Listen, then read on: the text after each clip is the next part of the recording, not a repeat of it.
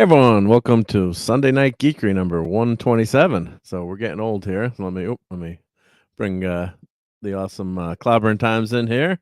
Hail to Clobbering.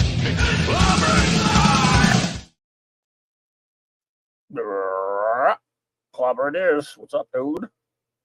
Hey, thank you for being here. Hey, thanks for having me. Hopefully some more of the gang will be rolling in tonight. Let me see if we have any messages here. I know Courtney a lot of times is on the road, so maybe she'll be try to. Oh, she's going to be here tonight. She's going to not be too late. So yeah, looking forward to Courtney, and hopefully some of the other usual suspects will be here. But I think Thor is flying back from Vegas tonight. So Yeah. hail to the mighty Thor if you're out there watching.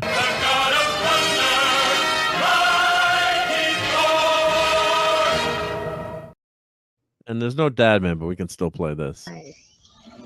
Ah! Over that way. God damn it, Mark. Jeez. There we go with the demonetization already. But let's say hi to everyone in the chat. And let's see, we got a lot of people in the chat earlier talking about a movie that doesn't exist, Highlander 2. So hail to Tim. Yeah, hope it's fun. Yep, Putin's cat. We're gonna have some Fallout tonight and X-Men 97. A little bit of food, not too much, and wherever else comes up that's interesting, whatever you guys want to talk about, we'll figure it out. So hail to Putin's cat. Let's see here. Who else is here? Well, Courtney had a nice message here. Much love to the chat. See you soon.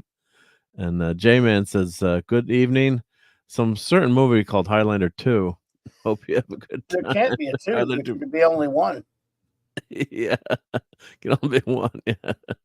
And hail to Ray Haylock, Tug's web guy. Hail. Thank you for being here. Yeah, just in time. Yeah, we didn't start too late tonight. And hail to the great Gwagnar. Hail, hail, hail. Tim says, what's Highlander 2? And Gwagnar, I don't know how you've seen all three versions. There's three versions of a movie that doesn't exist. And hail to Picasso, his pirate icon. Yep. Which you can see on the YouTube sign. And hail to Claude Sailing. And Daniel Barry Sports Highlights. Hail, yeah, some good Rangers highlights tonight. I'm a big Rangers fan, so they won 4-1 pretty easily. But when a team has a great regular season, you hope they don't crash and burn in the regular once they hit the playoffs. Like the Boston Bruins had the best record of all time in the NHL last year. It's kind of like the Patriots going 16-0 then losing to the Giants in the Super Bowl, although they did get to the Super Bowl. The Bruins didn't make it out of the first round. So yep. Yep. And hail Claude Sailing again. Yep. Hey, Claude. So, yeah. Picasso says, go Diamondbacks. Yep.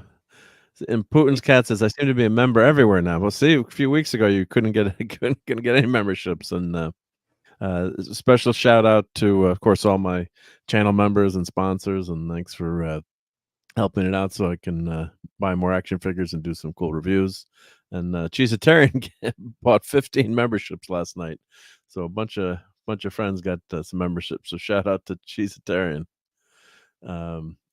And Captain Nemesis asked, do you have the latest cricket scores, Old Beans? No, I don't have the latest cricket scores, but I do have some friends who love cricket, and they're one of my buddies from Trinidad and Tobago is always talking cricket, so I do hear about it. And we had, when I was a kid, we were in camp, and we had someone from across the pond as a counselor, and he taught all us Yanks how to play cricket with we had to use an oar, like a small, we didn't have a proper bat, but he taught us all how to play cricket. And kind of remember, but it was fun. Yeah, it was pretty good. Yep.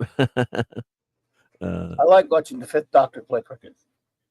Yeah, I believe cricket's the most popular sport in the world, isn't it? I think it is in terms of I think we did some sports bowling one night. I think it's the most watched, or out of all, it even beats football, aka soccer. And hail to JPRPH1 passing through Leaving Lake. Always appreciate that. Thank you. Yep. And Captain Nemesis says, the sound of leather upon willow. That's cricket. Is it like American stickball? Well, you got a wicket and you got a pitcher, and you score points, and you can hit the ball in any direction, which is pretty cool. I like that. Have you ever seen a cricket match, Clobbering Times? Yes, on Doctor Who. On Doctor Who. And Also in The Prisoner. And The Prisoner. Okay. Prisoner Yep. episode as well. Yeah, I've seen it. That's how I learned what I learned about. No, I found out about cricket from watching Doctor Who. Yeah. And Peter Davison's Fifth Doctor not only wore a cricket outfit, as you well know. There was an episode called Black Orchid where he played in a game, but there's also an episode of The Prisoner called The Girl Who Was Death, in which, he was sort of number 6. It was really a secret agent pretending. It was a fantasy scene where he's playing cricket in that. Okay. Yes. Then the cricket ball blows up. But you haven't seen, you have. That's the only time you've seen cricket, though. I haven't seen it. There may have been some other time. I mean, no one shows it here, but you can't watch it if it's not on. Well, it's not like it's on the wide world of sports or something either. You know, I mean, there was many years ago. I had Direct TV for a long time, way back when. Not, it's been years. I got rid of it a few years ago, but there had been times when I was sitting around bored a couple nights, and I would flip the higher channels, and they had like 1 million sports channels back then, all over the world, every kind of sport. I'd stop sometimes just to see what these other sports were like. I remember I watched some lacrosse. I watched a couple other different sports, and I don't think there was ever any cricket channels. There were a lot of other different sports, exotic sports that I didn't know much about. I don't think there was a cricket channel, but I would have watched it. Probably landed on it. If I did, I can't remember. Yeah. Well, I curling. I love curling. That's in the Winter Olympics. That I can't stand. I love curling. That is a pestilence. I remember the first time I was unfortunate enough to watch that in the Olympics. I was waiting for my buddy Ace Cast Iron at his house. It was on a Saturday afternoon. We were about to go somewhere. He had the Olympics on. This was 20 years ago. Yeah. And I saw this thing, and I'm like, what is this? What are they doing? They're like, this is like slow motion. Bowling on ice. It's awesome. Like darts on ice. Slow motion. What's that thing they play on the decks of ships? What's it called again? Shuffleboard. Yeah. Yeah. So much in shuffleboard. It's got this weird ball, and they're brushing things in front of it, and it's moving at a snail's pace. I was like, we started laughing at it, making fun of it. It became a kind of running joke with us. Curling. Boy, we had some fun making fun of curling. It's like, they can't take it seriously. It looks ludicrous. I really thought it was kidding. I thought this is gotta be this is not a sport. Wow. Oh, I love curling, and of course, so you push it. Some of the teams have some really cute ladies too. So I'm all for that, but these were like middle-aged women, I think. Yeah. Where's the athleticism of the skill in there? There's a lot of skill in it. I played curling one time. The damn thing looks easy, and then just to stand up on the damn ice and throw that heavy granite thing and not look like an idiot and killing yourself going down there. It's just like moving at a snail's pace. Then people run brushes in front of it, right? Well, yeah, but you got to do the curve. It's a combination of bowling, but then you can spin it. It's a game of skill like golf and darts, I guess, right? I mean, some people don't consider, golf a sport or darts a sport. And Hale, the Phantom Outsider. Hey, Fancy, I can see the fun of playing golf. Who hasn't been playing miniature golf and stuff? So you understand why people like to go out on the golf course. Watching golf, boy, I don't know. There's a lot of people love to watch golf. Yeah, some people like to watch Star Trek Discovery too. I mean, golf takes a lot of skill and talent. This is you push a little rock thingy, it goes really slow, and people get in front of it and brush the ice, or whatever it is. Not ice, is it? What is it? Well, you're on the ice. Yeah. Well, what they're doing is they're trying to change the temperature of the ice to affect the spin and movement of the ball. Yeah. I was like, I can't believe that people do this. I love it. There's just something about it. We'd sit around my friends and drink beers and watch it. I'm really terrified even more. I find it terrifying that people do that. Yeah. And it's the kind of thing I guess people played in Canadian land and all different types of. By it. Yeah. Yeah. So I like using a broom. Yeah. Now I wish the Ocho was real, RR, so we could watch Dodgeball for real. Yeah. I love the movie Dodgeball. See, look, RNT and Z agrees. This is the best Canadian movie ever. Is Men with Brooms, 2002. I've curled before, and it takes enormous skill. Yeah, it looks damn easy, but I just have so It's much just easy. I still don't understand what's. Hey, well, I look, think it's in those cold climates. I think you're outside and you're drinking beer, and it's a social thing too. It's kind of like golf, where sometimes you want to just get out with your buddies, and no offense to the wives out there, maybe not hang out with the wives, or you get away and you do your thing. So I think in those regions, you can't play golf, right? So well, you're do, playing on the ice, yeah. do they have tackling in curling? No, not that curling. Oh, No, but just it has that in common with the NFL. Then there you go. Yeah, and No Fanti tackling. says my grandfather used to wear the plastic Fuller brush brooms down to nubs in a matter of 6 months. Yeah, because all the brushing. Yeah. So I thought it would be easy when I went there to do it. I'm like, holy crud, this ain't so easy. Well, I mean, yeah, I wouldn't think it's easy. I'm just like, I look at it and it looks weird. I guess there's a long time Oh, it ago. is weird. No, I Maybe agree. I It's would weird, but watch it now and think it's fantastic. I don't know.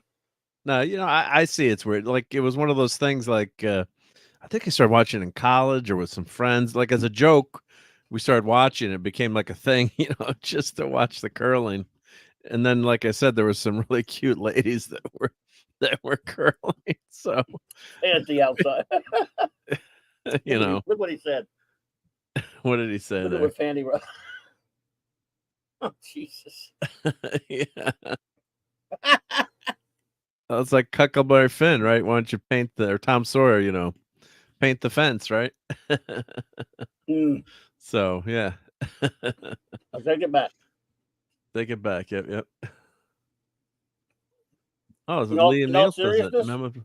Yeah, Leslie Nelson, and the mounting guy from Due South. I take it back in the sense that until a few years ago, I didn't know anybody really took that seriously. And then I had the riot rack after me when I was making fun of it. There are people that really are serious about it. I'm like, okay. Then I take it back. What do I know? I'm just saying what I'm going. My initial reaction to what I saw for a while. Yeah. And we just started. It was our running joke we would make fun of. Well, God, I agree with you. No, the first time I saw it, I was like, "What?" And still, you look at it, you're like, "What the hell is this?" Right? I mean, yeah, I'm not going to argue with you there. It's that's fine. Yeah, it was just something that was relaxing to watch, and then you kind of get into it too with the players and the shots and you only watch it every 4 years too, right? So it's not like you're. It's probably fun. What I know. Yeah, I've heard a lot of people like it. Yeah. So, but it's Like it's. Well, yeah, people hate baseball too, right? It's too boring, slow. Wagner says a lot like baseballs, but long stretches of nothing followed by 2 seconds of action. Yeah, that's true. Well, but the tension in baseball is the strategy and knowing what the pitch count is and the hitter and the batter and the statistics. It's a truly nerdy sport. And hail to Edge of Time. I'm not sure if I've seen Edge of Time before. There's greetings for the Edge of Time, Gwagnar. So maybe that's a friend of Gwagnar, but thank you for joining us on Sunday Night Geekery. And we're sports balling it for a few minutes. Whether you're interested in baseball or not, there's no questions. You got to be very talented, and it's very tough to do. Yeah. And it's true, each play only lasts a couple of seconds. But that's really true of football too. In a 60-minute football game, if you add up every, accounting for starters and stoppages, and all the plays in a 60-minute game, this comes to like about anywhere from like 12 to 13 in the teens as far as minutes of actual play time. Yeah, it's not much. No, it's not. No, yeah. Time possession and all this other stuff. Clock runs. Most of it's running when no one's not running a play. No, like my buddy would always watch it on back in the day when it was DirecTV. He'd start watching Monday Night Football, like an hour into the game. Like he'd keep doing work, and then he would just skip through. He had it down to a T where he just used the remote to get through the game really quickly. So then he could turn the game from 3 hours into 2 hours, basically. Yeah. Oh yeah. And RRTNZ says a curling rock weighs 42 pounds. It takes a really skillful hand to put it in just the right place from one end of the rink. But there's also something silly about it. I'm sure most curlers know it. Yeah. Mm. Well, if you're telling me there are a lot of cute girls doing it, then I'm already for it. Yeah. Definitely in the Okay. Olympics. Yeah. I'll change my mind. Change your mind. See, I can't get you to watch Stargirl, but maybe I'll get you to watch some Olympic curling next year. Yeah. Well, curling's not on CW, is it? Only on the Olympics. Yep. Well, I mean, I guess it's. I'm sure you could. Well, these Not days you could CW, probably though, find. right? No, it's not CW. Yeah. I'm okay. Yep. And Edge of Time seems to be a curling fan. He says 42 pounds of life, the universe, and everything. Nice. 42. Yeah. The ultimate question. Yes. Love me some hitchhikers. That's one I got a clip too. I don't Right. have any hitchhikers quotes. Yep. Just clip the right ones. None of that movie. I know. I just have a soft spot for what's the actress's name? I'm forgetting her name now. She's a singer in Elf. Oh God, the sister of the girl on Bones. I always forget her name. Who? The girl who in Elf. What's the girl's name? I don't want Elf. Elf. That movie. With Bob Newhart. I know the movie, but no, you mean with Will Ferrell? With Ferrell, yeah. That's why I haven't watched it.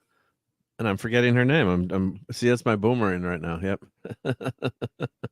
Someone will help me out. Her sister does Zoe Deschanel. There we go. Oh, I do love her, but that doesn't matter. Courtney, yeah. So I have a real big, huge soft spot for her. Yep. Fancy, no, I have not watched any of it. Yep. And Fancy says, if I curling, I want to change the temp of the ice. There's flamethrowers for that. Yeah, I get you kicked out of the game. Yeah. I mean, it was always lovely now. Oh yeah, he's a cutie patootie, as Raquel would say. Yep. And RTNZ says, just saying, a rugby match is 80 minutes. The clock stops when the ref stops play, so the full 80 minutes are played. Then extra time is often played. Yeah, that's fine. Yep. See, the thing is, people like to talk you into anything. Look, you watch a sport, either appeals to you or it doesn't. The beauty of football, but don't worry, you got the last laugh because football's been ruined. Yeah. But when it was great, I mean, there's nothing quite like, the start and stoppage of it, the quarterback standing back there, relying on his men to protect him long enough to throw the football, the beauty of the passing game, even the fun, even the strategies of 11 on 11 of blocking, the forward pass is the best part about it for most people. But the running backs as well, using blocks. The big play, the big plays. Right. The things about defensive backs having to cover without committing interferences, and everything about every single element to pro football is beautiful. It's not about what's tougher or just because someone wears pads and not. Of course, you can say what people like to say, they wear pads when they don't wear them for these other sports. Yeah, but the pads look pretty cool. They look like armor. They're like armor. Yeah. The colors are great. Knight in armor, yeah. People like to make fun of people who don't like football and to try to tell you that rugby or whatever is better because they just like it. If they like it better, fine. They say, well, they didn't even wear pads like those wimps in football. First of all, they're not taking the same types of hits. The hits are very different. But forget about that for a minute. The uniforms look so damn cool. Helmets look cool. I mean, the pads look cool. I mean, again, to me, maybe not to you. And the uniform is one of the best parts of it. I mean, they're very elaborate. Plus, a lot of cases, a 220-pound quarterback is standing back there, and 300 to 350-pound dudes are running it with great speed, but trying to clobber them and drill them into the ground. Yeah. And they have to take the hits, and they have to run away. 200-pound wide receivers who are very fast are moving. There's a speed to the game that's amazing. And they're running across the middle. And another guy of similar size could take their head off if they don't watch it. I mean, they're all the hitting's very different, but it's even more brutal because you got a lot of high impact stuff. So the Zam fam. So that's why I love the game. Passing, not late. No one's ever late here. No one's ever late. Except me. I'm usually late. Yeah. We love the game for the defensive strategies, the offense strategies, and again, the forward pass. There's no game that does anything like the long bomb forward pass even the short forward pass, the excitement.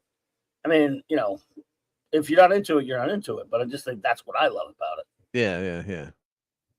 No, it's a phenomenal game. But like my dad my dad hated watching sports to begin with. He thought it was a waste of time. You should only play sports, not watch them. Except he did like auto racing and motorcycle racing, so he was kind of cheating there too. He liked skiing, but he liked more of those, anything like a race. Like he's like, but that's not a sport. I'm like, whatever, Dad. All right, just say you only like watching races. That's fine.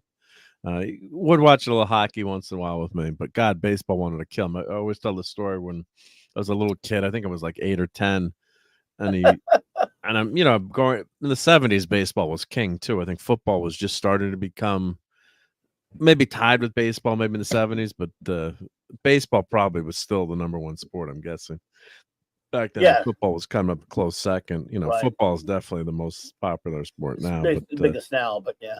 Yeah.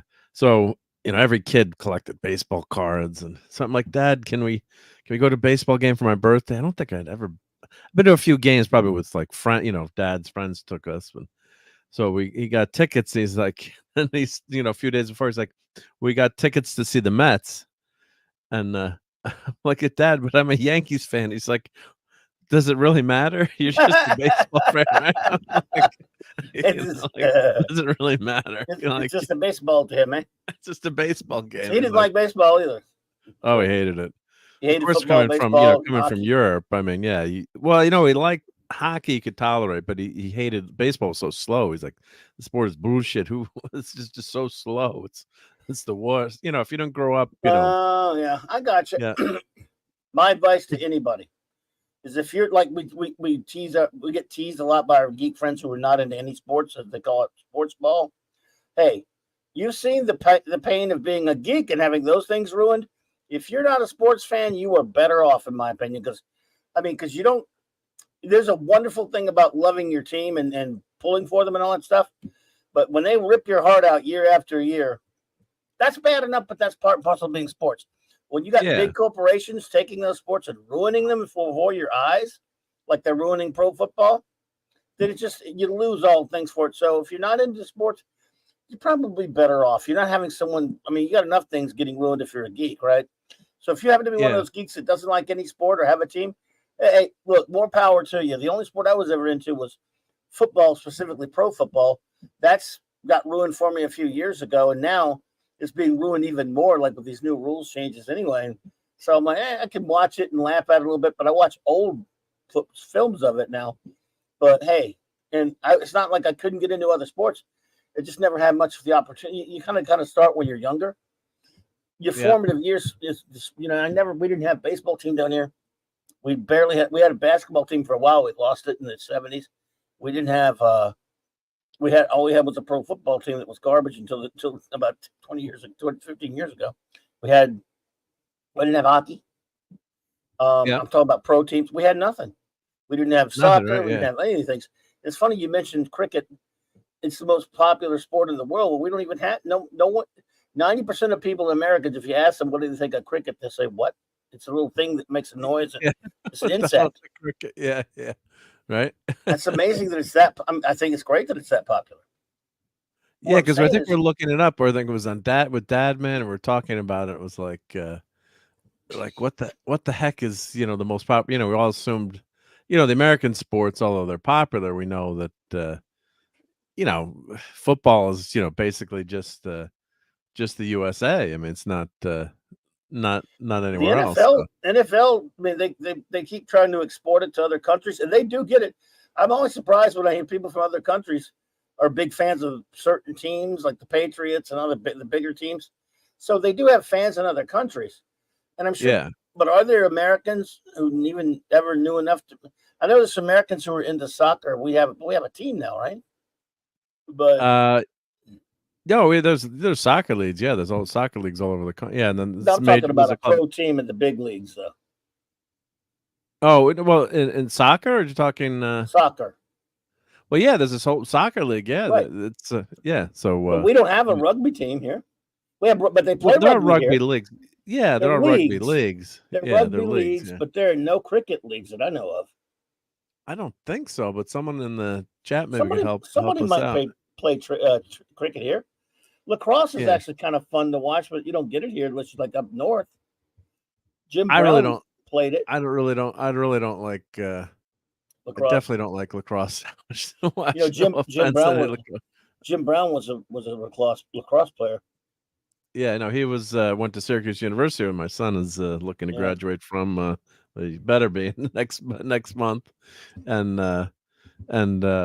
yeah, it's I just don't like watching the sport. But Jim Brown probably they say was maybe one of the greatest, one of the greatest cricket players of I've lacrosse watched it players like of all once or time. twice. Yeah, but we don't. I mean, I've seen rugby, but we don't really have. We don't have it here, other than like small leagues, probably.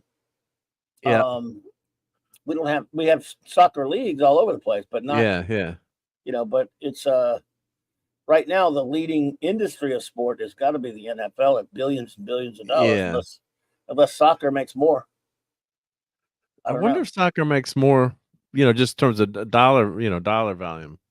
I do know one thing: the NBA makes a lot of money, but the WNBA, we have this big controversy going on with that right now, and it makes no money, and yet they subsidize it for 30. They've been subsidizing it for 30 years, and people wonder how we won't get into that. But no, I think with the new player that's going in, what's her name? It was Caitlin Caitlin Clark. Clark, yeah. Yeah. So I think for the first, they set all kinds of records with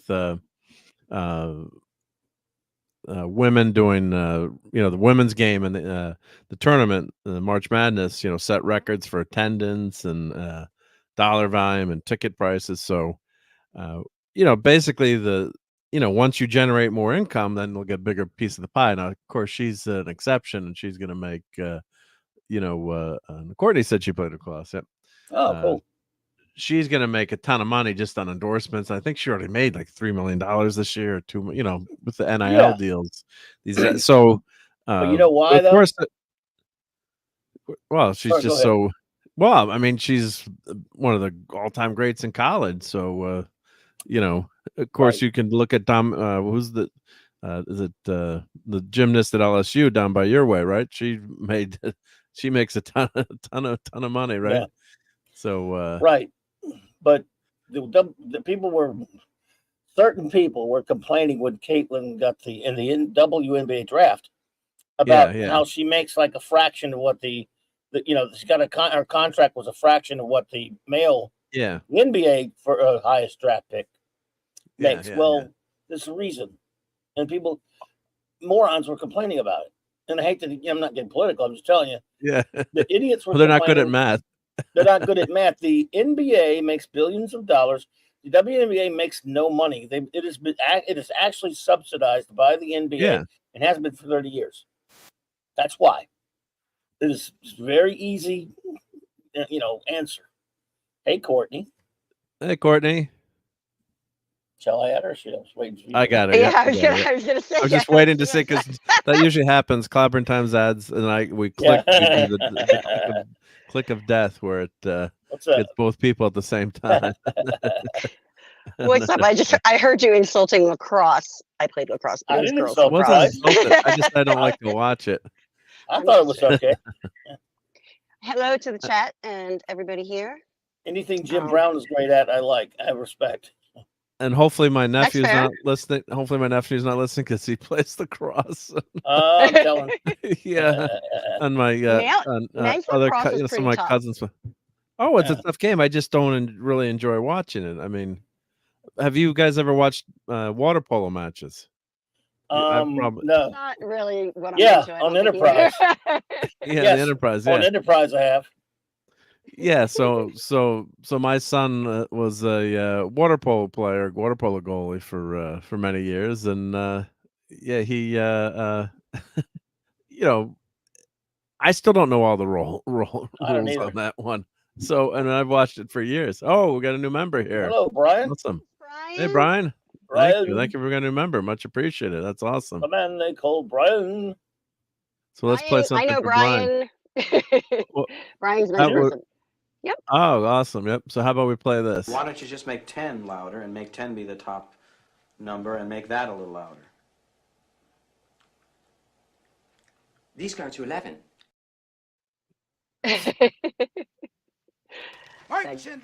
Merchandising, where the real money from the movie is made. God bless Mel Brooks. Yep. Hey, that's a good. I always just had to wonder throw that one there. how they get the horses to stay in the pool. Yeah. Archer's favorite sport. Right. I still haven't watched Archer. No, not that. I'm talking about Captain Archer on Enterprise. Oh, well, Yeah. you know me and the Star Trek, so Yeah, no. But Yeah. now I learned another new fact to make people believe that I've watched the show. He watches water polo. For some reason. Oh, cool. Yeah, he's a huge water polo fan. I think he's watching a college team. I think he's Yes, it's because it was the college. He went to. He played in college. Yeah. So that's Yeah, he's watching a college team. Yep. Of course, baseball doesn't exist in the future, according to Star According Trek. to Deep Space Nine, yeah. Yeah, Deep Space Nine. They phased it out. So yeah. and you know, a fun fact about polo with Pretty horses. smart. You know, They're the pretty smart. original occupation of the character Flash Gordon is he was a polo champion. The one kind Oh, with that's horses. right. Yeah, with horses. Yeah. Horses, Yeah. So that's a very popular sport still too. Yeah. Is Not. They play polo with horses. Yeah, they play it in my town actually in the summer. They have the ponies believe come that, and they It's more of like and they have a big picnic and you go to the polo. It's like the polo grounds. It's not the polo grounds in Brooklyn, but Bobby, didn't you see Pretty Woman where they go watch polo? Yeah, I did. Thanks a long time ago. That's right. Yeah, rich They go people watch watch polo. that, right? For rich people. Yeah. it's a rich people watch sport. polo. Yeah. Yeah. Oh Lot dear, of but ponies. Yep. go watch That's the polo match. So I'm walking inside. I'm gonna mute for a minute, just so you guys know. I'll be back. Yes, sir. Water polo. How did I get this? But, yeah. So you said your youngin plays that, right? So Yeah, and I mean, it's their kind of a teams all fun over- game to play. Yeah, their it's teams all kind of over- a So, yeah. well, mostly California. California is the water polo capital Ah. of the world. So, but they got to travel, but it is an expensive sport. But they, we get donations. Like people would spot. You sell candy bars, that kind of stuff. You try to get donations and pay for the trips. But one of our coaches in high school, back in the 70s, they put for the time they put a really nice pool, and now the pool's kind of outdated, but who cares? But back then they put in this massive like Olympic pool in the public school, and everyone was asking. The athletic director asked the coach, what else can I buy for you for the pool? He's like, I heard of this thing called water polo. So he's like, can we have some water polo goals? And he had no idea what the rules were, but he learned how to play it. So 50 years later, so he's like the grand poobah of water polo in the area, with the swimmers and so the swim team, you could do water polo one half of the year and the swim team the other half, and they've got girls playing it now, and so it's not a huge obviously not a huge sport and popularity here, but Eastern Europe, it's a massive sport, very, very popular in Eastern Europe. But here, no one cares about it per se here. But California, it's a big time sport, and it was fun. We got to go there and go to California on a trip, and I got to go to Disneyland. I got to see Galaxy's Edge and be incredibly disappointed by it. But of course, yeah, of course. But yeah, it's fun to get learn about these other sports and experience them, and but yeah, I got to say that most people probably wouldn't like water polo, but it may be a little bit easier to follow because it's just you're shooting on a goal. So, that part is kind of similar to like hockey or soccer, at least. So at least you get that. But there's all kinds of crazy rules in water polo. So it's kind of a nutty rules there. But yeah, it's fun, and the kids had fun doing it. But yeah, mostly if you're trying to get into college, that was a joke. Remember when they had that scandal with all the actors and actresses were joking that or not. I shouldn't say joke. I wasn't making a joke, but they were saying, getting pictures with their kids, playing water polo or rowing or doing crew or whatever. And I was gonna make a picture for the team. I should have done it like my kid actually does play water polo, with like with the something with the college or whatever. But yeah, so they were taking pictures and faking everything, getting something with their their their kids playing these games, and they never really played. So SOBs, yeah. Yeah. Of course, Mark has the kid that actually plays water polo. That's awesome. Sure, I never should have done it. Yeah. And Brian says, "Hey, what's up, all? Well, just chilling, and we're in a few minutes. We're going to talk a little bit of Fallout. Yep, the classic game turned TV, and maybe we'll do this week. Maybe we'll do a little bit of spoilers, but I'll give a warning. Like we do light spoilers, and maybe big spoilers. Yep. Oh, and I haven't. Yeah, rowing as a sport. Yeah, I haven't seen that George Clooney movie. I know Clobber and Toms can't wait to watch the Boys in the Boat movie about the. Sure, go with that. Can't wait. I'll find a way to wait, though. I promise. Why is Tom Cruise in it? Forever. No, Clooney's enough to keep me away. Yeah. Either one of those two will keep me out of the movies. They'll get you, right? Yeah. Yep. Don't like them either of them. But actually, he's just a producer on this movie. He's actually not in it, but it's a phenomenal book called The Boys in the Boat. Close enough. Yeah. And yeah, so he's it's a great story, like an underdogs and winning the gold medal. I think they I haven't read the book, but a lot of the crew kids would read the book. I think they beat the Yahtzees for a medal. I'm trying to remember, but yeah, just good stuff. So and it's very inspirational. So inspirational tale. But I heard it was good, but I haven't watched it yet. So, but yeah, sports movies are great too, right? I mean, Rocky, right? I mean, well, that's not a real Philly represent, yo. Philly represent. There we go. Yeah. I love the movie Rudy. That's a sports movie. It's not real life either, but yeah, it is. Aren't there hobbits in that one? Is it a true story? Yes, it is. It's a true story, but so they say they took some liberties with the final play, and to make it look better for TV, which I don't care. But they tweak some things. But it's got the same. It's the spirit. The spirit is right. I mean, that's all that matters, right? So that's what's good about it. Yeah. You'd love to root for the underdog. Yes. One of the best recent sport movies I mentioned a bunch of times on the show is Greater, which is it's a phenomenal true story, tragic. If you don't know who it's about, I'd suggest not Googling and not, because it kind of then you're better off not knowing, how it ends if you're going into it. But it's Neil McDonough, and it's a story of a kid who wants to play. His dream is to play football, and basically he's he's just he thinks he has a skill, but he he doesn't doesn't think he's put aside, and he can't afford college too, right?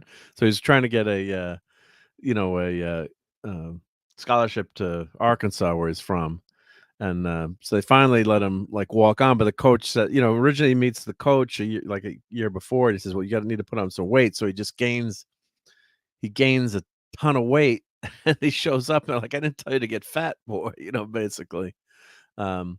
But there's a religious aspect to the movie, which you may or may not like. I didn't mind it. Neil McDonough is a very religious person in real life, and it just he's training like crazy, and he starts beating out the some of the the guys that have scholarships, and I won't give any more spoilers than that, other than they switch coaches. And then the coach goes out to check, the athletic facilities at pretty late at night. And he's just like, I'll just see what's going on. And he finds this kid in there training with the lights off. And he's like, what the hell? are you doing here? What's going on, Brandon? The guy's name is Brandon, and like, what are you doing? He said, well, you told us told me to work on my footwork. And you kind of, the scene is heartbreaking. He's like, he's like, and that's, when you're working hard when no one else is watching, doing something when no one else is watching, or doing the right thing, uh, uh, that's what's important, right? So Do the right thing just, even when no one's looking, because God always sees or something. That's what my mama used to say. yeah, right. Yeah. So have you seen that movie, Clapper Times? I know I've mentioned Which it a bunch one? of times. Greater, with Neil McDonough. No, sir. Football not seen movie. it. Yep. I've not seen that one. Yeah, you might like it, you might not, but I like it just him. yeah, it's just got a great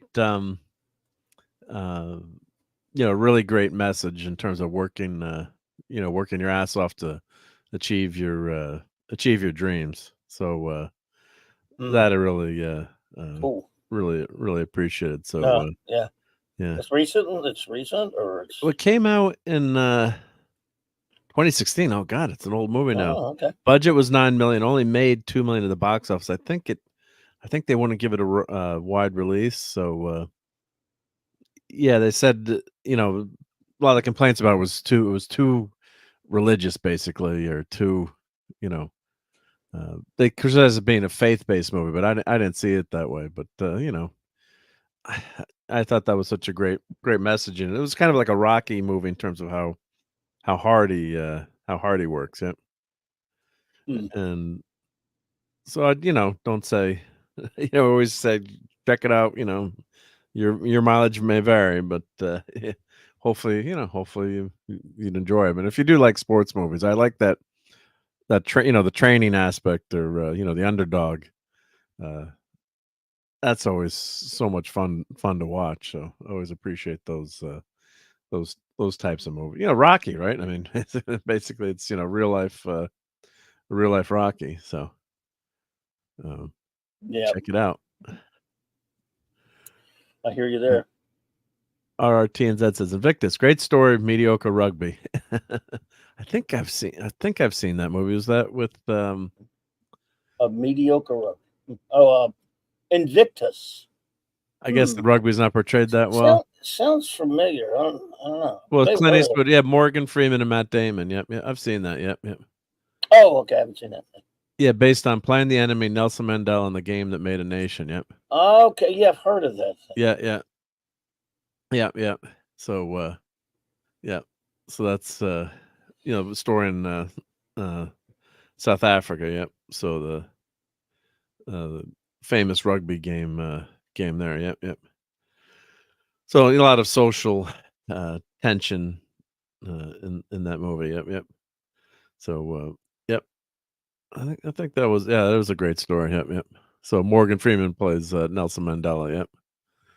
So very interesting. Yep. I give that one a thumbs up too. Yep. Oh, you went to Courtney said in the chat. She said she went to a Pink Floyd laser light show last night. Oh, nice.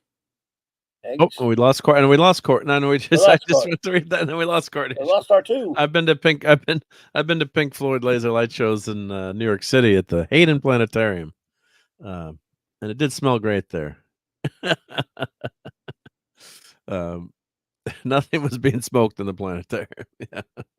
But it was pretty amazing to see. Yeah, that was a lot of fun. Laser light shows are very cool. Yep. And Fanti says, yeah, any good sports movie got to have a good montage. Yeah. I think Rocky did the montage the best, but yeah. And Brian Hepburn is here. Hail to Brian Hepburn. We got two Brians. Great to see you. Yep. And Ray says Invictus is about Rugby World Cup in 1995. Thank you. Yep. The big deal. Yep. In the rugby world. Yep.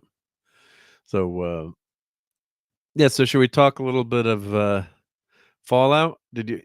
I'm not. Go for it. Did you watch any of it, or no? Still no.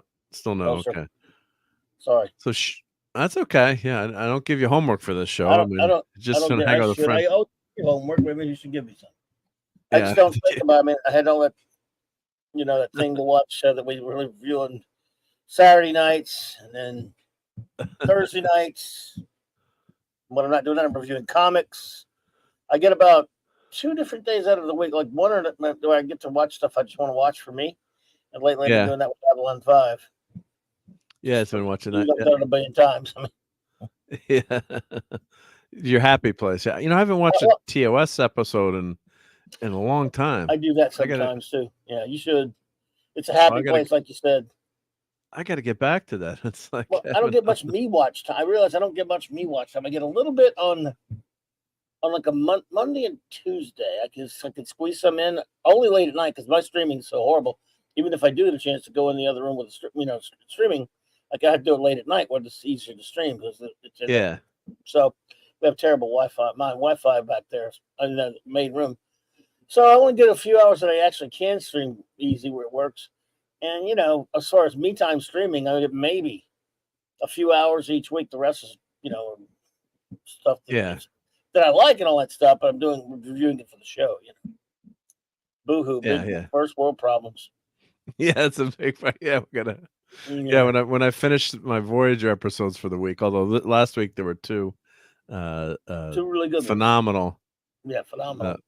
Phenomenal episodes, so that we're all shocked. One of the episodes I thought Raquel would run out of raspberries because I'm like, she's gonna hate this one. Goodness, I could not. I could never predict.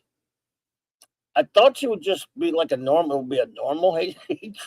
Yeah. But oh man, that might be her. I don't know. It's close. If she wasn't in a hurry, she would have spent an hour destroying it.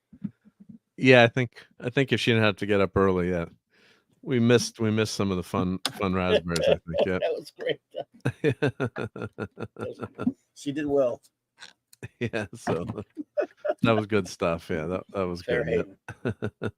But that was so. As I was watching it, wait for the sequel. By the way. Oh my God, that's gonna kill us. Yeah. We're gonna go crazy. Yeah. Oh, good. And Brian Hepburn saw Pink Floyd Momentary Lapse of Reason tour. I think I saw that tour. Was that in 91 or when was that? What tour did I see? I'm trying. It was. I think I saw him in Long Island Coliseum. Was that what year was it? Was it 92, 90? Oh, it was 8. It was 87, 80. Okay, yeah, that 87 and 90. Yeah, I was there too. Well, I mean, I was in Long Island Coliseum, and we got lost. I had all my friends, and we took my work van, my dad's work van, but an old blue and white Chevy van from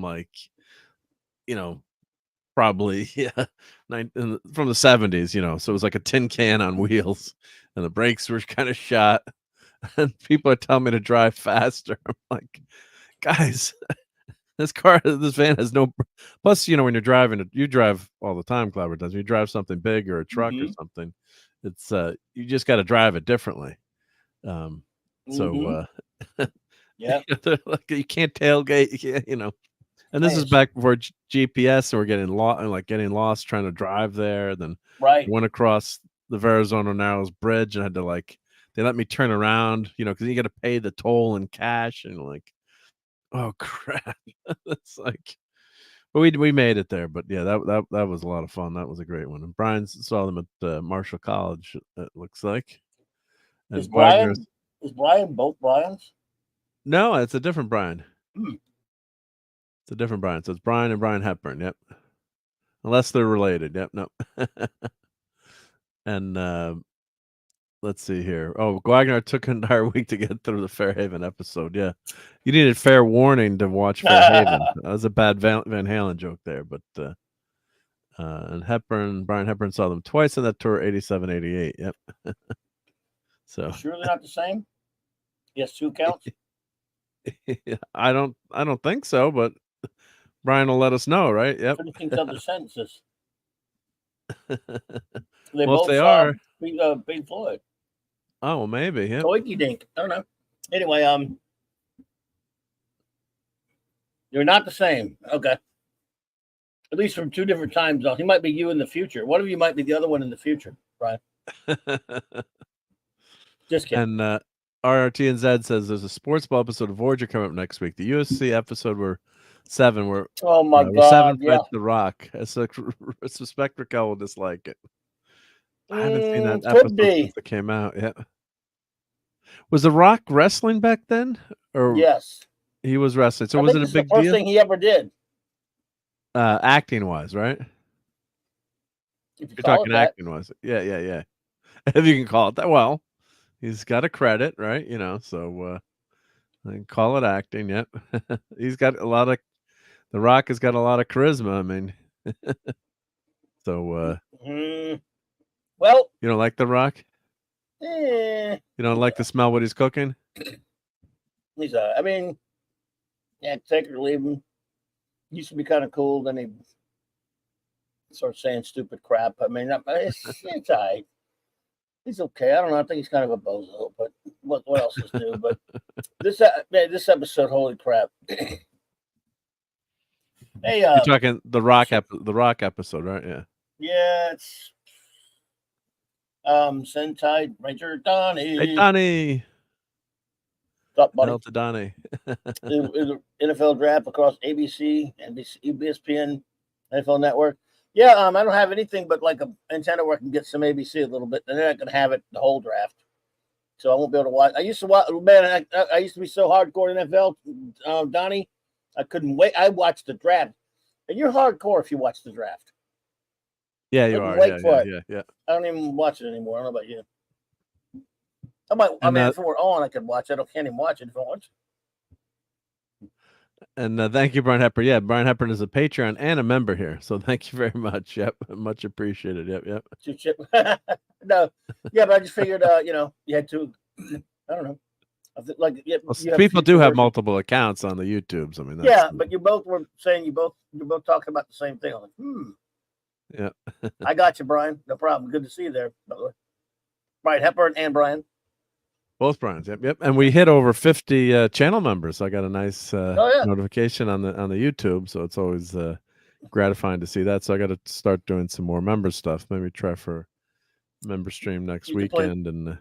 Yeah, you can play that song about him called Brian, the man they call Brian. Have you ever heard that song for Life of Brian? Yes, I've seen Life of Brian. Yep. But I don't remember that song though. Brian. I'm not going to try to sing it. No, we'll get in trouble, but it's hilarious. It's kind of like a Bond song. The man they call Brian. He had arms and legs and hands and feet. This man they call Brian. I was paraphrasing because he was a baby. He actually started when he was a baby. Anyway. Yeah. Classic Python. Yep. Some of the greatest. Yep. Was WWE on UPN at the time, so they did a crossover. Yeah. Well, I guess I'm sure he was trying to get into.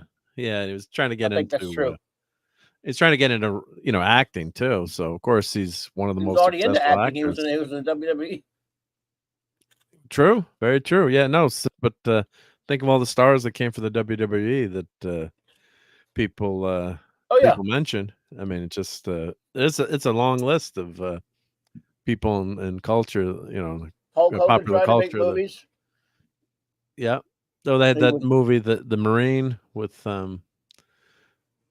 John Cena, who we can't see. Right. You had Hulk Hogan, of course, was in Rocky 3. Then he made some stupid movie. Oh, what was that movie in the 80s he made? He made a movie.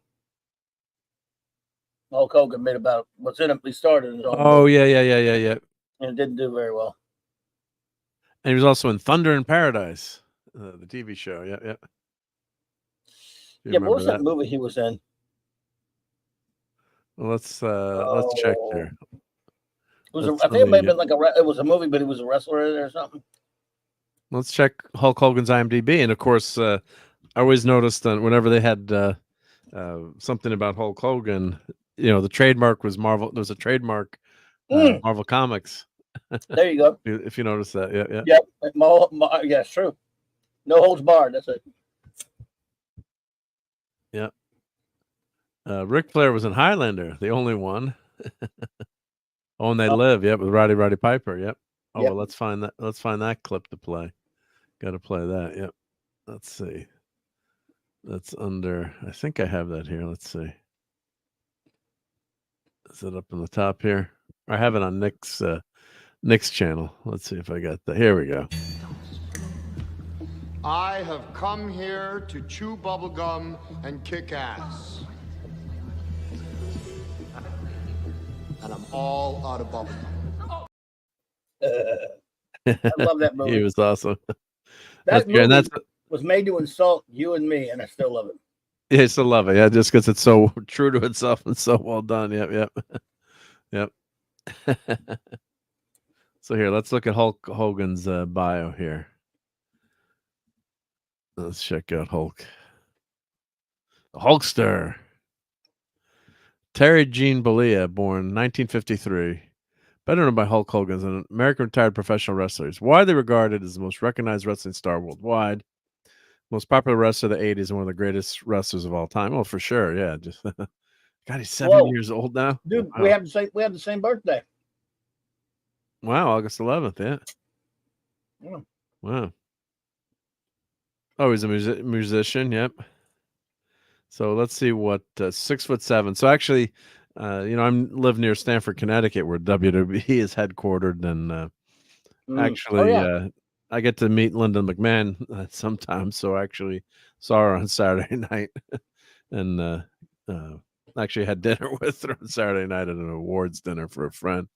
And I've talked to her about wrestling a few times too. It's pretty fun, and one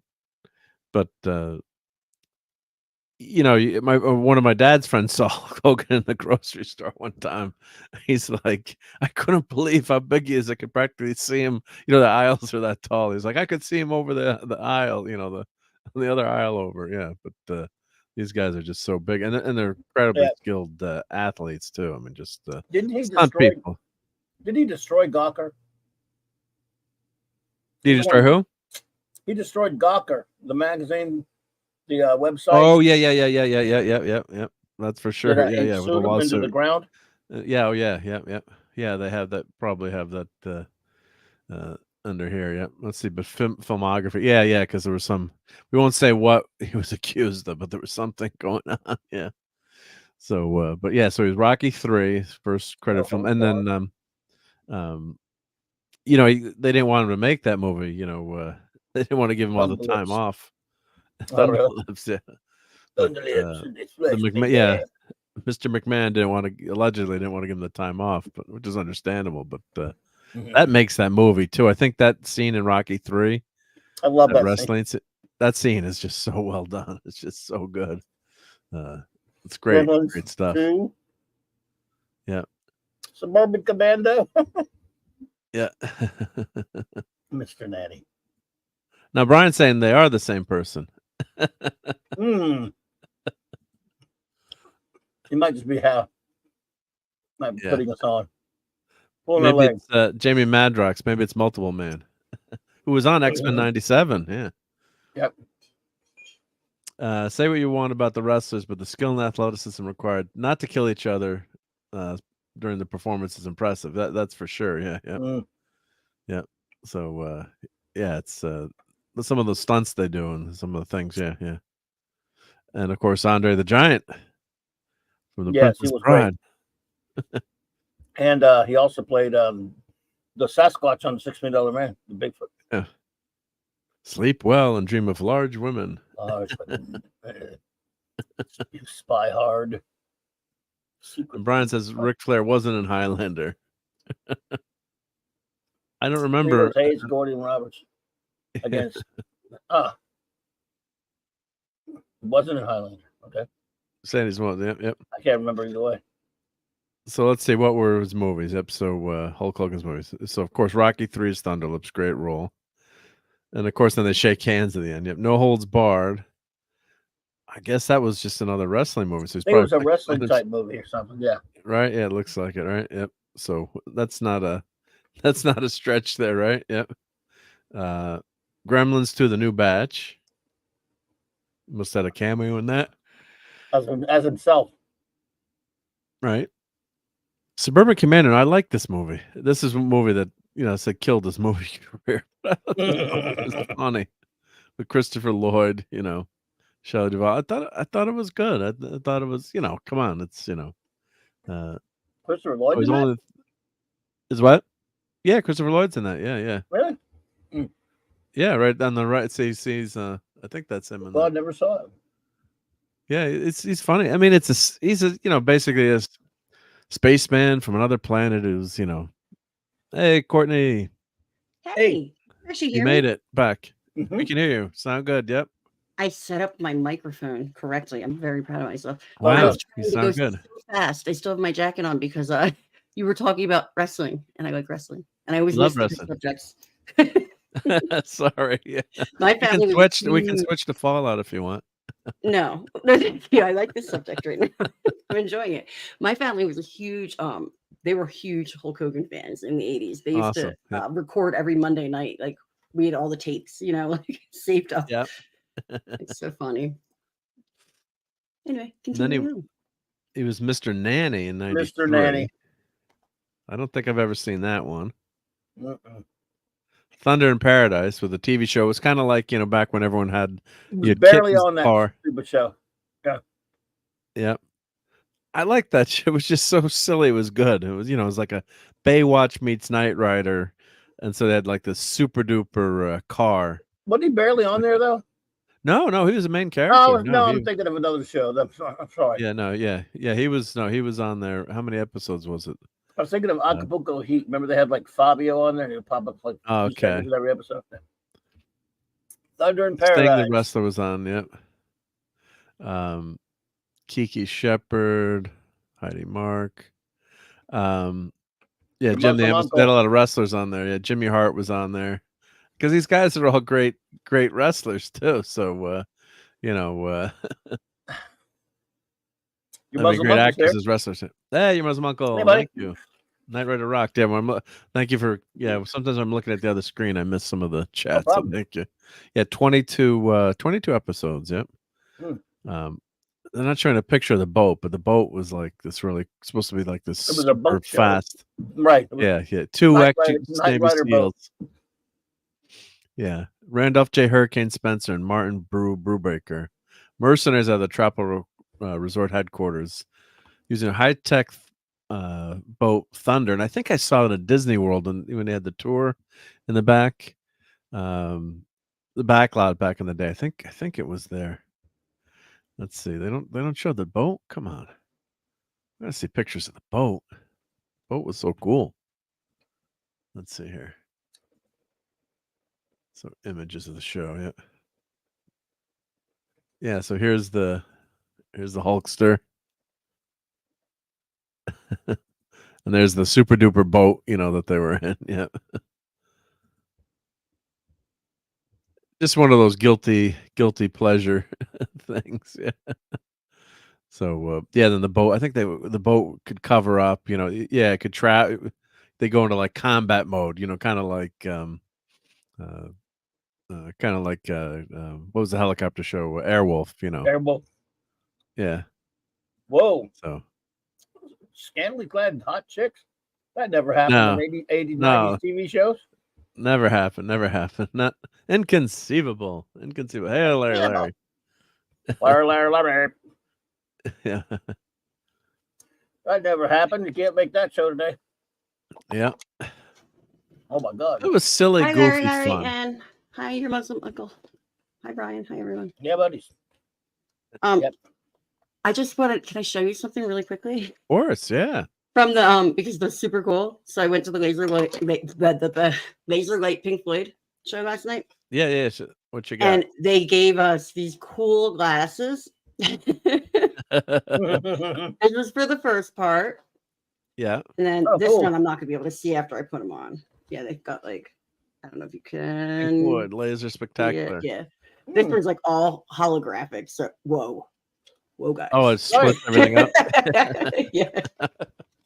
So now you're blinded by It was a science. trip though. It was at like an old theater in Denver called the Paramount, and I had gone before one time in Boston, actually. Nice. In like a planetarium type thing, and this was different. This is like on a. It was cool. It's pretty neat. So, I just had to show the glasses because they're so nerdy and cool. Like, Love it. Yeah, great. Well, we love You know, nerds like here. this- They're old Right. school. You don't see those anymore. All right. Back to wrestling. Yeah, Thunder in Paradise was funny for not being particularly believable. Yeah, it was just one of Uh-oh. those. Yeah, just watch it, enjoy it, right? Yeah. Yeah, your Like Muslim me. uncle, you're right. Take him to task for that. Yeah. Yeah, the Rangers should have won 20 to no. I'm just glad they didn't choke. I mentioned that earlier because when they had their best season ever as Rangers in team history, and sometimes you can choke, right? When you're favored to win, it can go bad, unfortunately. So Mhm. yeah, thankfully they won the first game. So He also said, I'm sorry, did you just compare the silly boat shoe to freaking Airwolf? For shame. well, they copied. They had the combat mode, or like Brian Evans said, super pursuit mode. No, Airwolf was much better than Thunder in Paradise, but yeah. But I just didn't mind watching it. Yeah, so Spy Hard is in that. I don't remember. Must have just had a cameo in that one. That was a I don't Leslie think I saw Nielsen. that. Yeah, so it must have been just a cameo. It says cameo. I think. Nicolette Sheridan was in that from The Sure Thing. Oh, here, let's play Yeah, something it's from The Sure cameo. Thing. Let's get to some Sure Thing here. Yep, one of my favorite all-time movies that doesn't get enough love. Yep. Let's see. Well, first of all, we've got here. Where's the what about Nick here? This is a fun one. Yep. Yeah, Nick. Nick's a real name. Kind of guy you can drink a beer with. Kind of guy who doesn't mind if you puke in his car. Nick. And of course, this is my favorite lines in the movie. Yep. I was overwhelmed.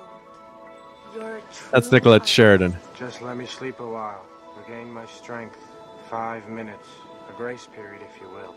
Please. Wowzer. That's Nicolette Sheridan. I All right. love John Cusack. Love her. That's who I love. So somebody found a clip tool. and posted it on Discord for me, and I don't know what movie it's from, but it's John Cusack going, "You haven't met Courtney?" And I was like, "That exists." I don't know what He's it's such a from, though. tool in real life. Yeah, I don't know. He is. He will always be holding a boombox over his head and say anything. So, Yeah, but I think The Sure Thing my is his mind. best movie, though. But yeah, that's just my opinion, and I'm right because it's my show. That's true. It is true. If it's on your show, then you're right. Yeah. Nah, you're still right. I forgot what you said. See, you say his best movie? Oh, yeah, The Sure Thing. I love The Sure Thing. God, I can't get enough of that movie. And then I showed it. That's good too, but you just can't beat The Sure Thing. It's Well, just actually, a classic his best rom-com. movie is Being John Malkovich. Well, that's We're not supposed to argue with him, Copy. I'm kidding. I'm kidding, but that crazy. was a crazy movie, but it was kind of fun. That was good. That was good too. Yeah. But yeah, it's I showed that movie to my son and his friends, and they're like, "Wow, this movie is great." But it's like that's the kind of movie would never get made today. Because it's just too small of a movie. It's just superheroes have taken over the world. So, and hail to J.K. Kirk, who is working and lurking. Well, just lurk and don't work. No, don't get in trouble. Yeah. And sub to Chasing 80 Toys. Yep. Donnie Ranger says Q Harp Gliss. I forgot I have to call him Donnie. Hi, Donnie. I'm not sure what that means. I thought it was Don't a know harp what that glass. means, Donnie. Q's harp glass, or maybe that's a harp plane. I'm not I don't smart know. enough to know. Sorry. Donnie will help us out there. I think it's an obscure reference, Donnie. What is it? Yeah. Help us old people out. Like, that's what I would assume it's kind of like. I don't know. Secret Agent I'm Club. trying to make this sound. It's not working. Like Cassandra. Secret Agent Club, hey? That one looks straight to video. Santa with muscles. What? What in the holy hell? It released for 2 weeks. Santa I was with so muscles. upset that I never saw that. Never saw that one. I missed it. Man. 3 Ninjas. High noon at Mega Mountain. Wow. Third and final storm of the 3 Ninjas series. Minimus here. Hey, Minimus. How's it going? Hi, Minimus. Hi, Claude. And the ultimate weapon. Now that looks So- intense. That kind of looks like Commando or something, but not. Yeah, it must be. Or Rambo or take off. something, but not. Wait a minute. No Merchant and Ivory films? Let's see what we got here. It's No, not in, nope. it's not in any. Hey, Jilly. Oh, Hey, Mark, I have Jill. a bone to pick with you. Uh-oh. You're supposed to send something to Jill. Shh. Oh, yeah, I do. Yeah. I had that on my list of things to do. I'm behind on that. Yeah. What happened? Yeah, we're supposed to send something to Jill from Courtney, so I haven't done that yet. Oh. So I got to do that. I'm very bad at sending stuff. I gotta catch up. I heard actually someone else said that. I was like, I'll remind him. Yeah. Remind me. Yep. It's on my Jill list. just hit 1,000 subs. Yeah, congratulations, Jill. It's awesome. Yep. Way to go. Yep. Hey, congrats. Yeah. I think she got like 300 subs and like a couple. I think maybe Doomcock mentioned her or something, or the algorithm just took off. So that's awesome. Yep. Congratulations. Yep. Warp Factor 14. Wasn't Hulk Hogan in the English Patient? He was. He had a can. I think they cut it out, but he was in one of the big scenes in that one. He's also in Remains of the Day, Dangerous Liaisons, stuff like that. He was, a lot of people out of Africa. He was in a lot of very successful, highly nominated films, and he always got edited out. Some of these. You got it out. Yep. He had like a whole scene with Anthony Hopkins, Sir Anthony Hopkins. Yep. Very serious actor.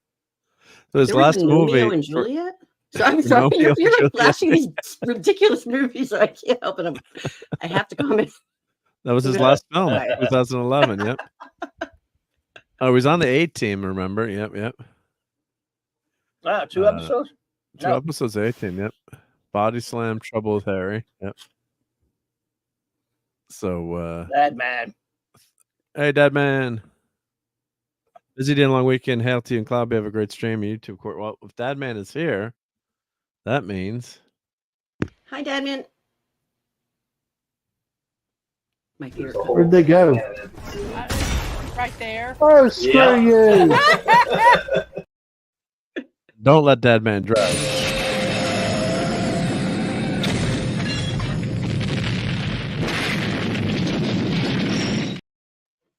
Brought to you by the Fortnite Safety Council. See the lights blowing up the gas stations. Yeah. I like the other one where he, Yeah, we played that in the beginning, but we can play that. We can play that too. We can. Yeah, here we go. Never that way. God damn it, Mark! Jeez. I love seeing people get scared in video games. It's awesome.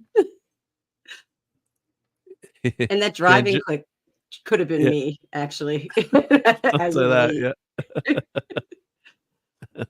I had a fender bender, so. And Jill says, I earned more subs in 2 days than all of last year. That's Wowzers. exciting, though. Yeah, that's pretty amazing. When you see that stuff happen, like I had one video where I got like 60,000 views, and like all of a sudden, like it never would end, like, and then it would keep growing and growing, and then finally now it's a dead video, of course. But it was like one of those spinner things. It was a silly video. It was like this stupid thing from a zoo. We went to the zoo, or we went to it was Ringling Brothers and Barnum Bailey. Like it was like a spinner, like you push the button and the LEDs spin around, and of course it got tagged as bait for kids. It was actually a Spider-Man spinner. I'll find the link and put it in. And Jill, if you have time, if you want to pop in, let me send Jilly the link. I don't know if you're busy on Sunday night or. Oh my goodness, we might have two. Yeah, we got to equalize things out. So no, if you can't make, all good. If you, however, whatever you. No pressure. Yeah. Let me send Jill the link. Yep. But so you went down to the Audubon Zoo? No, it was your video. Oh yeah, let me get. No. This was at the. I was trying to remember where I bought this toy, but it was actually at. It was at the circus. Yeah. That was a bad New Orleans joke. It's a song we said to Sue. This is Mardi Gras song. Went on down to the Audubon Zoo, and they all asked for you. That's a Mardi Gras song. I'm sorry. So we don't get the reference. I was laughing at the clam pizza thing. And I got to put that up in a second. Yeah. I'm searching for my video here to share with everyone. Yep. So here's the. Here, I can let me pause this. I can't play it with the. Let's see. How do I share this link here? Here we go.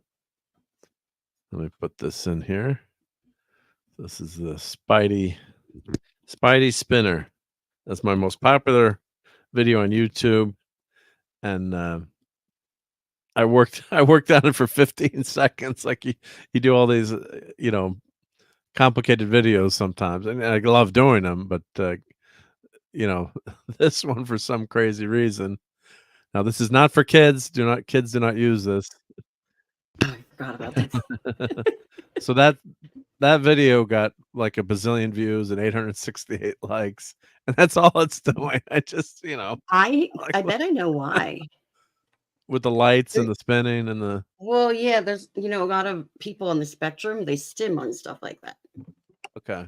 It's a common thing, like things that spin around. I worked with a lot of people that would watch on repeat, like videos like that.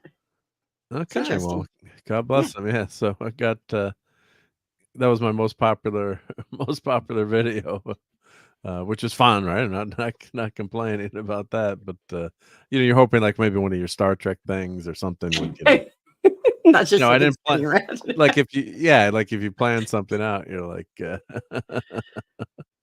so your Muslim uncle says stop the presses. I found a place to get my clam pizza finally. Bella Italian. Thank you. We had a really good pizza place called Bella Italia near where I grew up. Not Italian, Bella Italia. So thank you to Gragnar for making this. I love that. So we'll do some eatery later, maybe. But well, here's some bacon wrapped meatballs if you're hungry tonight. That'll get you. I gotta get a pizza. I gotta put a picture of clam pizza on here to have that ready to show at a moment's. I'm about to do my eatery. Just turning my camera off though, because I have some chocolate mousse in front of me. Oh, chocolate mousse is good. Yeah. That's what you like. It's from Whole Foods. Just little thing of chocolate mousse. And Claude says, I like the way Walter Goggins said, God damn it, Mark. Yeah, I think did I have that clip that you sent Clobber Times? Let me see. I think I have that somewhere. Yep. Let me I should load that sucker up. But man, so Hulk Hogan had not a bad career, right? So never became a huge hit on TV, but I wonder what's with the Rock Santa movie. I'm gonna have to. You're gonna have to see Santa with muscles. Yeah. It just sounds too good. Let's see, how old is The Rock now? He was born in 1972, so he's 4 years younger than me. Wow, he's 51. Oh, he's getting up there now. Yep. But he was he was popular. Yeah. And one of the highest grossing and highest paid actors. So let's see what his filmography is here. Let's see, what was his first role? So let's see if it was that. That's a singles. Let's see here. Awards. Filmography. Let's see here. I believe that Voyager episode was his first. Yeah, let's see here. Wouldn't surprise me. Yep. In fact, the episode says introducing The Rock. No, was it Mummy Return? I don't think it was Mummy. No. Well, no, someone in the chat had actually mentioned it was the 70s show. Playing himself. Oh. Playing his dad on the 70s show. But did he do those as Dwayne Johnson? Or? He played his father, so he must have been Dwayne Johnson, right? And someone mentioned in the chat, and I'm forgetting who it was now. Was it Larry, or was it? So weird. Sorry. Yeah. No, it's okay. Yeah.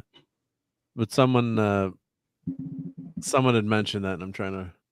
Okay. Yeah. Oh, Jill says people sell clam pizza. Yes, they do. Yeah. If you ever come over to the Northeast, it's on me. Yep. Clam pizza on me, everyone. Yep. I still don't know about that. They put eggs on pizza. I told you in France, and that was a little weird. Like sunny side up eggs. What do they go breakfast pizza? Or what do they call it? No, it was like pizza, like regular pizza with cheese and everything on it. But they would put like a sunny side up egg. Fried egg. Oh, sunny side up fried egg. Maybe yeah. fried egg. Yeah, but it was like it just looked like an egg. Yeah, it's staring at you on a pizza. Yeah, it was staring at you. Did it? It couldn't have had red sauce, could it? Or no? Yeah, it did. Had red It was sauce. like a regular pizza with eggs, like with everything else. I don't know. I just thought it was very bizarre. Well, people put. It didn't taste bad. Didn't taste bad. It was good. Yeah. No, I tried it. Interesting. Yeah. Good. I mean, it wasn't. I wouldn't order it again, probably. But well, I can see if you're a pizza lover and you want it for breakfast, right? You get. Yeah, I'd want it with like. Wouldn't you want it differently though? Like some potatoes on it, or like I don't know. Well, there's all kinds of weird pizzas these days, right? So yeah. I'm pretty sure breakfast pizza exists somewhere. Well, they put eggs on hamburgers now. Yeah, I have seen that. Oh yeah, they had this hipster like. I've had it many times. Restaurant. You like it sometimes with the. Yeah, they have it. Like they drip the yolk down the side of it too. They have it on. They have it what they call a hangover burger at Twin Peaks. It has fried egg on there, and a couple other places. I know Burger Smith does that. Burger Smith, you can order one on a few places you go. You can have that on there. Because you need more protein, right? Yeah. I like it, but I prefer just get a normal. I've had it a few times and it's cool, but I'd rather have. There you go. Mark has it all. Well, yeah. Well, it's easy. It's a goggle search away. Yeah. Thank goodness I've had them for a few times. Yeah. It's pretty good, I guess, right? Just when you need more calories, right? Yep. Breakfast burger, right? You're already getting a hamburger. See, why skimp up to that point? I don't know. I'm not gonna lie, when I was in my early 20s and I had a hangover, we used to go around the corner to the South Street Diner and get cheesesteaks for breakfast. It was a good hangover breakfast. We really would. It was like what we craved. I wouldn't do that now, but yeah, you're young. The hangover burger. Well, that looks damn good. It actually does look really good. And I have some burgers that I just bought in my refrigerator. And I was thinking about making a hamburger tomorrow night for dinner. So that's it. I'm having hamburgers, and I'm gonna throw an egg on it. Oh, did they put the egg in the burger on that one? It's like egg in a hole. Oh, that one they did egg in a hole. Yeah. Do you see it? Have you ever made Yeah. egg in a hole with bread? Well, I do have. I've seen stuff like that. I'd eat that right there. Whoa. Oh, I wish I had pictures like available to pull up like you do, but I made like hangover I used to burgers make them for my ex and have like the piece of toast, but I cut a heart and I do the egg in the heart and fry it up. Yeah. Oh, that Twin Peaks one. Go back to that. They ruined it. Which one here? Twin Peaks here? Go back to the Twin Peaks one. Oh, right there. It's got lettuce and tomato under there. Damn it! Get out. Get that. Oh under there. yeah, and you don't want the lettuce and Put tomato. pickles On and I agree. I like veggies, but I agree. No way. I mean, I like lettuce fine. I don't like tomatoes, but I like lettuce. But when on a salad or something, never on a burger. Why do people want to put a burger? You would like tomatoes if you were from where I was from, because Jersey tomatoes. I don't think I would. Doesn't matter where you're from. I don't think it's right. They're a different breed. Yeah, I mean, I like tomatoes. I like ketchup and tomato sauce and other stuff, but the tomato itself, no. This is Clobber Time's favorite shirt, probably. I love that. There's Hail to remember the show Stanley. Yo Gabba Gabba? They had this like great thing about eating vegetables. With Boogie. Yeah. Hi, Sunday. Sunday. And Lisa's here, so all the members we can all put Supergirl on the in the chat. Yep. Oh, and I forgot I have Dad Man as well too. Yep. The scary Dad Man for when Dad Man said hi. And I added Mando. It's actually Mandalorian, but that one's kind of hard to see though, so I think I got to redo that icon or figure it out. It's tough to make. You out. should add Hungry Boys thing of me. Oh yeah, that would be a good one. Yeah, I don't know how it would come out. It's Superstar. I have no clue either. I don't know how that works. Yeah, like this version of the thing came out really good. Sometimes they show up. Those all look awesome. I just switched over to the YouTube side. That thing one actually came out pretty good. Yep. The first one, yep. So, but that's a lot of fun, and thank you to all the channel members, so I can do that kind of stuff. Yep. But well, here, let's. Why don't we'll go to some eatery right now. So why not, right? So this is the Twin Peaks Hangover Burger. Yep. Let's see. Yeah. It's $14. Fried egg, bacon. That needs to be edited, but it's pretty good. Well, you can take out the lettuce and tomato if you want, right? So it's just like when I go there and I get my traditional chips and queso with the deer chili, venison chili in it, but I have to take out the pico stuff because otherwise it's got all that, stuff in it. Other than stuff in it. Like anything veggie, right? Any vegetable stuff, and they still don't manage to do it. But that's what you can get anyway. Do you ever get the Beyond Meat vegetarian patty? What do you think? What do you think, you moron? I'd probably get that actually. I like veggie like burgers. Hi DJ. Oh, you get extra beef. What's that mean? Extra beef patty? Oh, you get two burgers on it. Yeah, you get 2 in there. Yeah. 2 in there. Oh wow. Now. Oh, you can get sweet potato fries or mac and cheese. What would you pick? Sweet potato fries. I pick mac and cheese out of preference, but sweet potato fries because they're technically healthier, even though they aren't because they're fried. But the fries go with the burger, right? I mean, mac and cheese. Like, you want mac and cheese with a burger? On Coffee Times, there's been some fried mac and cheese problems. Like, there's fried mac and cheese bites. Those are yummy. Yeah, those are good too. But so Clobbering Times will be right back. He's we got Lieutenant O'Hara helping. No, Clobby, come back. Yeah. Clobby, come back. So, but he'll be back. Yeah, Tilly passes it. Yeah, let's play. The Clobbering Times isn't here, so I can't get in trouble with him. So, let's see if I've got my. That was disturbingly not delicious. Sorry, I ordered mac and cheese on purpose.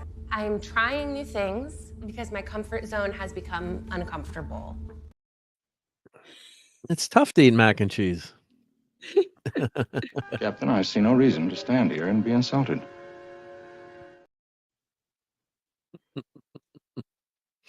Right? Brian says Walmart sells a good breakfast pizza. Ah, and what's on that? I'll have to check it out. It's egg? It's probably eggs. You would think it's just like egg. I would think. Well, here, let's check. Bacon, sausage, egg. I don't know. Maybe a little shredded like potato. I have no clue though. Yeah, look it up. Let's look. Yep. Walmart breakfast pizza.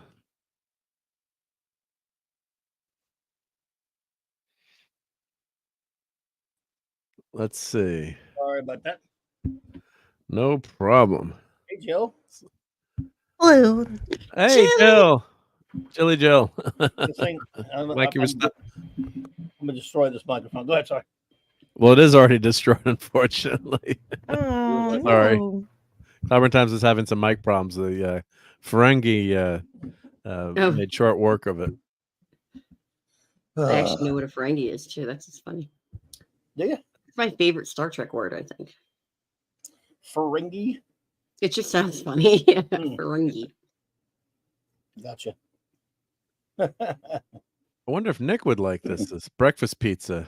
It's a pizza. I think like it. I think like it. Yeah. That one was Ferengi and their Tongo. Tongo. Hey, the Geek and I. Welcome to Sunday Night Eatery. Yeah. Hey. Yeah. I I'm need to get a supposed to be spoon losing for my weight. moose. I'll be right back. It's just staring at me. I guess this is egg. Looks like, eggs and sausage and ham, or is that pineapple on there? Oh, no, it must be ham. Biscuit pizza. I guess why not, right? Ultimate breakfast food. Yeah. Well, here's what I made for dinner tonight. Since we stumbled into Sunday Night Eatery, we were trying to talk Fallout, but that's okay. I have a Fallout cookbook, but I haven't used it yet. Wow. You haven't used it? I should start at the beginning of this here. So you can get a split chicken in the store now, which is nice. So it's all deboned and will cook a lot faster on the grill. And there's a technique for doing this with turkey too. If you want your Thanksgiving turkey to cook faster, so you can debone the turkey. Of course, I was lazy and bought it this way, split in half. But it's a great way to cook chicken or turkey on the grill or in your oven. So all I did faster. Was, much faster. Yep. So I just got some seasoning on there, let it sit for like a half hour, and then fire up the big green egg. And I cooked this one pretty slow, but you want to cook it no more than I'd say no more than 350, 325, 350. Chicken standing up there is at attention. And then this is my fancy dancy Bluetooth thermometer. So I have an app on my phone, and it tells you, what you can track the temperature of the cook, which is great. So you can see how it's cooking. The only thing it can't tell you is what the temperature of the grill is. That's the one thing with the green egg, because you have to keep fiddling with the vents, and you just don't want that fire to go up too high, obviously. So which can burn your bird, which you never want to do. So but yeah, it came out. You can get, and of course I've got some wood chips in there, cherry and apple, and it just comes out tasting real nice smoke flavor. So just it's not even Thanksgiving and you're making turkey. That's really nice. Oh no, this is chicken. This is a chicken, but chicken. It's a chicken, but you can do the same. I saw a recipe. Someone did like this great YouTube video, but I do like having turkey once in a while too. But or you buy turkey breasts, pretty popular, buying the freezer section, cook, and then you have that for sandwiches all week too, which is great. But I keep seeing Kess's head on that bird. Voyager. Oh, we should play the Chicken Man. Do I have the Chicken Man on here? All right, I must have the Chicken Man. Let's see. I gotta have the Chicken Man. I must have that stored out. Here we go. Draw that man in a chicken suit. It's the Chicken Man! So I missed the first part of Saturday Night Star Trek. Did y'all mention how Kess was referenced several times? I believe so. Because I think we did. Seven was obsessed with the caretaker. Oh, that's right. Yeah. She did mention Kess a few times. Yeah, she did. Yeah. Well, I think so. I didn't get to put in my opinion for that episode, but basically it's leave the Sherlock Holmes to Data. Yeah, it was a weird episode, of course. Really. Yeah, I did not like that one. It was nutty. Yes, sir. But we got two great ones last night. That won't happen on Voyager much. That was unusual, yeah. Pathfinder and one blink of an eye. It's never going to happen. That much quality of, out of 4 episodes. Yeah, I was surprised with Blink of an Eye. I'd completely forgotten about it and really loved it. Yeah, that was great. That looks really, really good. Not if you're the chicken. Not if you're the chicken, right? Yeah. Yeah. She looks like she was a very lovely bird. Yeah. Right. How dare you? They all said that about her. Cruel man. Oh, I've got all these Neelix clips here. I can't do that to you guys. I can't play them. Just tell you. Yeah, it's just too scary, right? Yeah. Yep. Or this You bar rodent. But I mean, his character's written a little bit better lately, but the damage has been done. It's just I've noticed they've been trying to railroad him in to be more useful now. Yeah, like being an ambassador, or but I mean, and how long have they been traveling on the ship where they he's there, he still knows this area of space, or it's like they've been They going addressed it one time, but they still never do it. And never live up to that. Like when he thought he might not be able to, they're gonna get so far that he doesn't know space anymore. Yeah. And he had to come out with something to do. But wasn't it just one of these episodes where they mentioned something about some kind of Talaxian? Talaxian. Yeah, that was the 7 of 9 Sherlock episode. I'm like, how could they possibly be anywhere close to anything Talaxian? Right. I mean, yeah, because they've been going 6 years at warp 9. Yeah. right? And they've done the slingshot effect a few times, and so just just great. Oh, JT Kirk wants me to play the clip, so maybe I'll play one of them. I'm gonna play one of them. See if let me find one that's not too painful.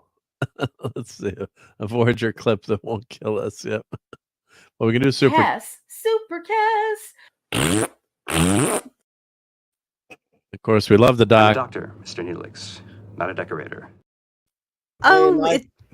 hey, Michael, it's my Michael. fault. I brought it up. I brought it Hey, Michael. later. What? Yes, it's Jill's fault. How dare you, Jill? Right now, it's time to finish your party.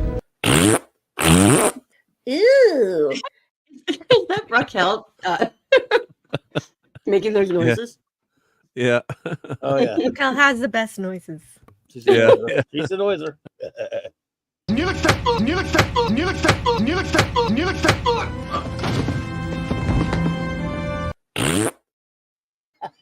I forgot I had that one. We haven't played that one in a while. Oh, Yeah, you got to play that next week. Yeah. Oh, yeah, Neil. What's that one called? I always got to rename that one. Yeah, just You need to Neelix put that Slap, one on yeah. in Clabby's StreamYard. I think he has that. I think we I had it, but I had to make room, so I don't think it's had to make room, right? Yeah. Okay. Neelix slapped. Yeah, that's what happens. We run out of room on these things. So, yep. So anyway, so that's that was my eatery for tonight. So yeah, that chicken came out pretty darn good, I have to say. So, but good stuff. Yep. So nothing too fancy this week, but it's always nice to cook on the grill when it's warming up. And yeah, of course it wasn't ready. And my much better half was like, dinner is too late tonight. I'm like, sorry. Sometimes it takes a little bit longer. So, but hey, Polly's Minion is here, and the truck Hey, dog. Hey. Hello. I don't have stopping my by. dog right now for 2 weeks. I'm losing my mind. Aw, where's the doggy? My doggy is up with his daddy. Oh, okay. Yeah. Yep. I begrudgingly let him have him for. Well, that's good. That's good. I know. Sure. I'm just Yeah, bitter that's tough. because I Yep, miss yep. him. He's my bed buddy. And everyone sub to Polly's Minion here. That's the truck dog. It's her channel. So if you're not subbed, make sure you sub. And Even follow if you the are Adventures of the subbed, Truck make sure Dog. you're not been unsubbed. I noticed that YouTube will unsubscribe you from people sometimes. Yeah, it's crazy the way that works. Yep. Oh, and That's Courtney, you gotta happened. Yeah. head out soon or now or yep. Yeah, I might as well before you switch subjects. Nice little No problem. Yep, good yep. thing. Oh, wait, you can stop. I will be on that 70s Rock Fans show tomorrow. I forget the name of the show that we're doing, but it's some comedy that I haven't seen yet, so I'm going to learn about it. You better go watch it. You Oh, better go watch it. A You show up? or a TV It's a show? Or yeah, it is. I'll tell you, if I go back It says Father Ted. oh, I've Father heard that. That's funny. Okay, stuff. yeah. I just haven't seen it yet. Oh, And that's then pretty funny. Wednesday, I will be on Vinyl Revival, which is Christian DeLorme's channel, and we're going to be talking about Boston bands, which, I lived in You're gonna be Boston. talking Boston? Boston bands. The Just all band. sorts of bands from Boston. But also Well, probably, is yes. Boston from I don't know. Boston? Are they from Boston? I don't know. That's funny. I have no idea. And then Thursday, I'm going to be on Roman of the Empire, his channel. We're finally going to make up the heavy metal show that got Nice. rescheduled from before. So, a couple music Awesome. things this week. Mhm. And So I'll see you guys next week. is Christian he's on is he doing on Rumble with you or He does it on YouTube. He's got a channel. It's called Vinyl Revival. yeah, because he told me he was moving to Rumble, so I just wanted to check. I'm not sure. Actually, then Okay. he told me he was just going to send me something on Gilded. So All right, no, yeah. I wish I okay, could good. answer that, but I'm not positive because the last No, one 'cause I I'm did was on YouTube. So Yeah, he was talking about because then he could play more music on Rumble. So especially when you're doing a music show. yeah, Getting that is by doing ideal. getting frustrated by doing it. Yep. So okay, Courtney. Well, I really appreciate you being here. Have a great Thanks for having me. great All right, rest of have a the good day. one, everybody. Courtney. Bye. Bye, Yep. bye, Courtney. Watch Courtney on 70s tomorrow. Yep. 3 p.m. Or no, Yeah, 5 and p.m. Eastern. Stream Elements posted 70s rock band's link for the chat. There we go. Yep. Yeah. Bye, Courtney. It was good. Yep. And Polly's minion is getting tired. She's tired, and I'm tired too. Yeah, can't talk. I started my day in Arizona, and now I'm in Texas. Wowzers. Yeah. And Michael Beacom is heading out. See you on the Monday replay. Be seeing you. Take care, Michael Beacom. And Avon lives. Yep. So Courtney says good night to everyone. Yep. Good night. So it was great having Courtney here. Glad she could pop in. We didn't get her in the store tonight though, which is fun. Sometimes we get her walking down the store. Oh man, you get to see what she's shopping for. Yep. Oops, I mentioned Tumble. YouTube deleted 7 subs. Yeah, let me go check. Yeah, see what my subs are doing. Yep. You never know, right? Yep. But I think that's where Christian was going, especially with the with the issue of playing music. Yeah. So yep.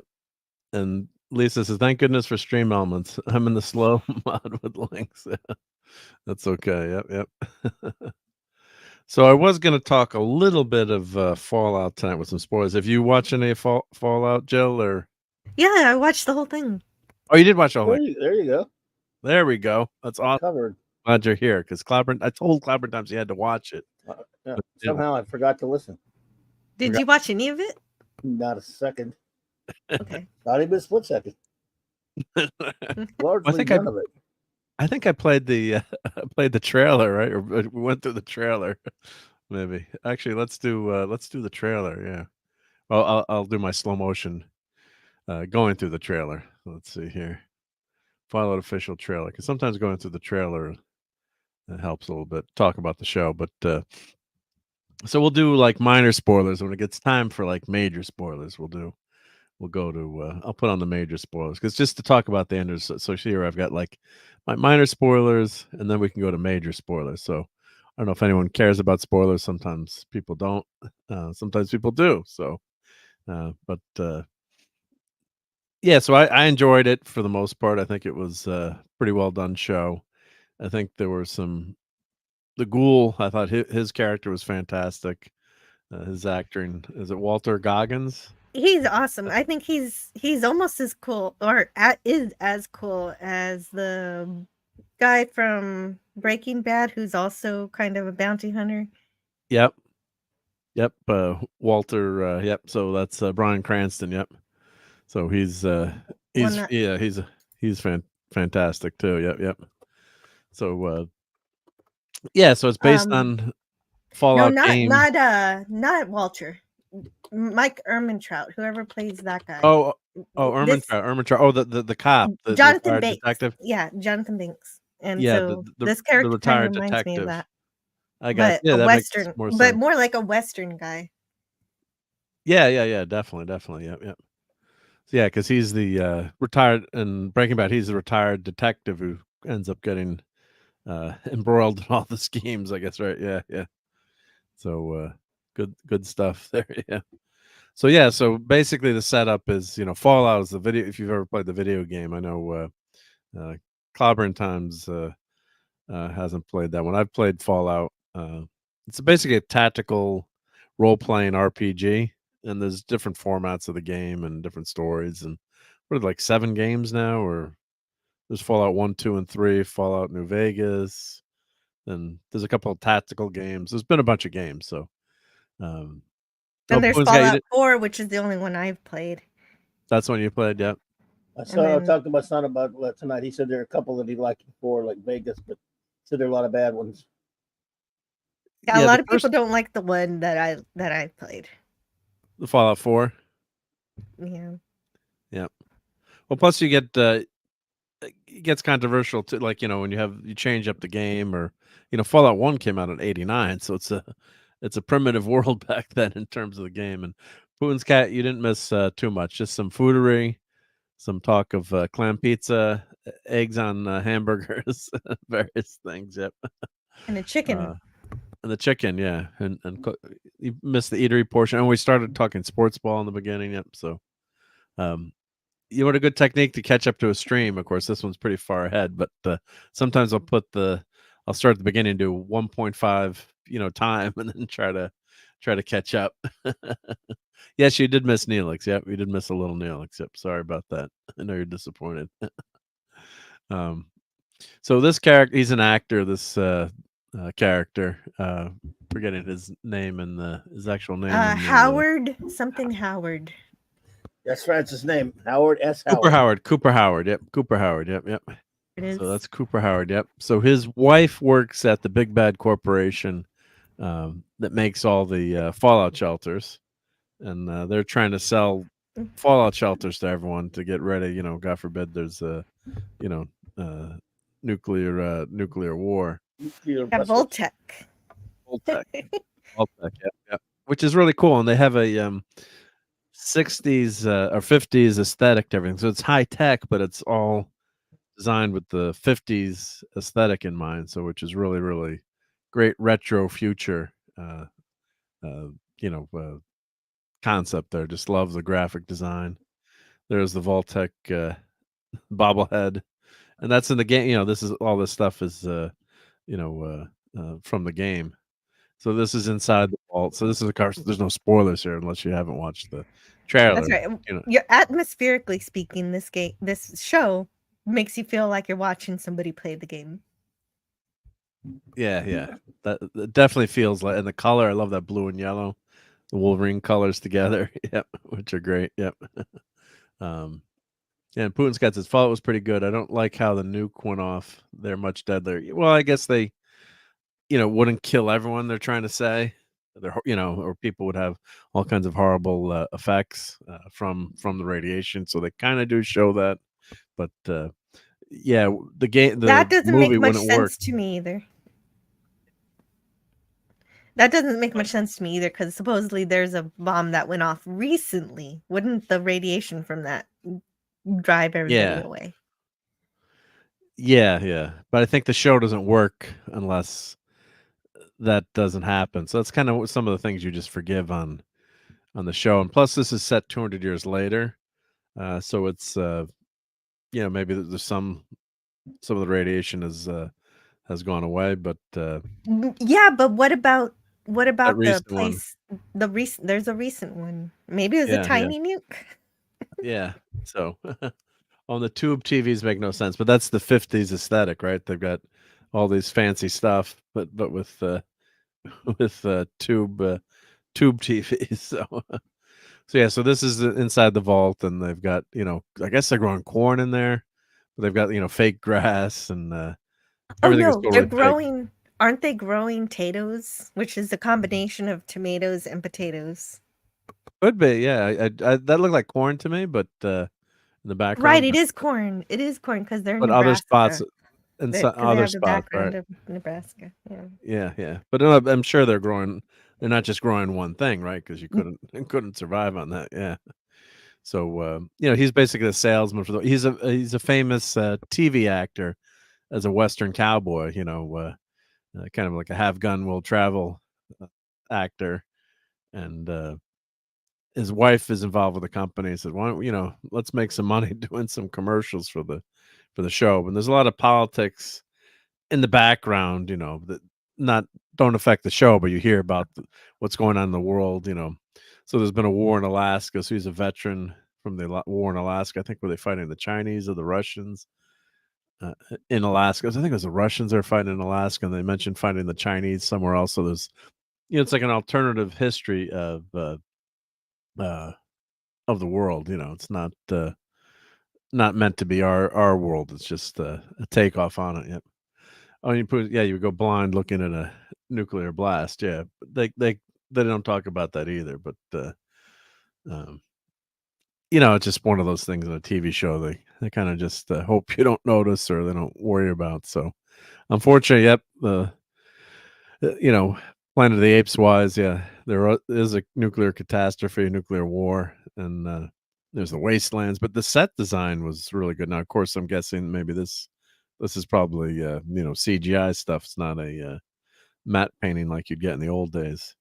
But the first episode basically sets up what it's like to live in the vault, and they don't give you a ton of flashbacks. So the story's told through flashbacks and what happens in the vault. So they go back and forth. But I didn't think it was that confusing. What did you think, Joe? I thought that I ended didn't think pretty that well. the way they presented the story was confusing. I just think that they provided you with as little story as possible, and they're really good at invoking emotions over a complex storyline.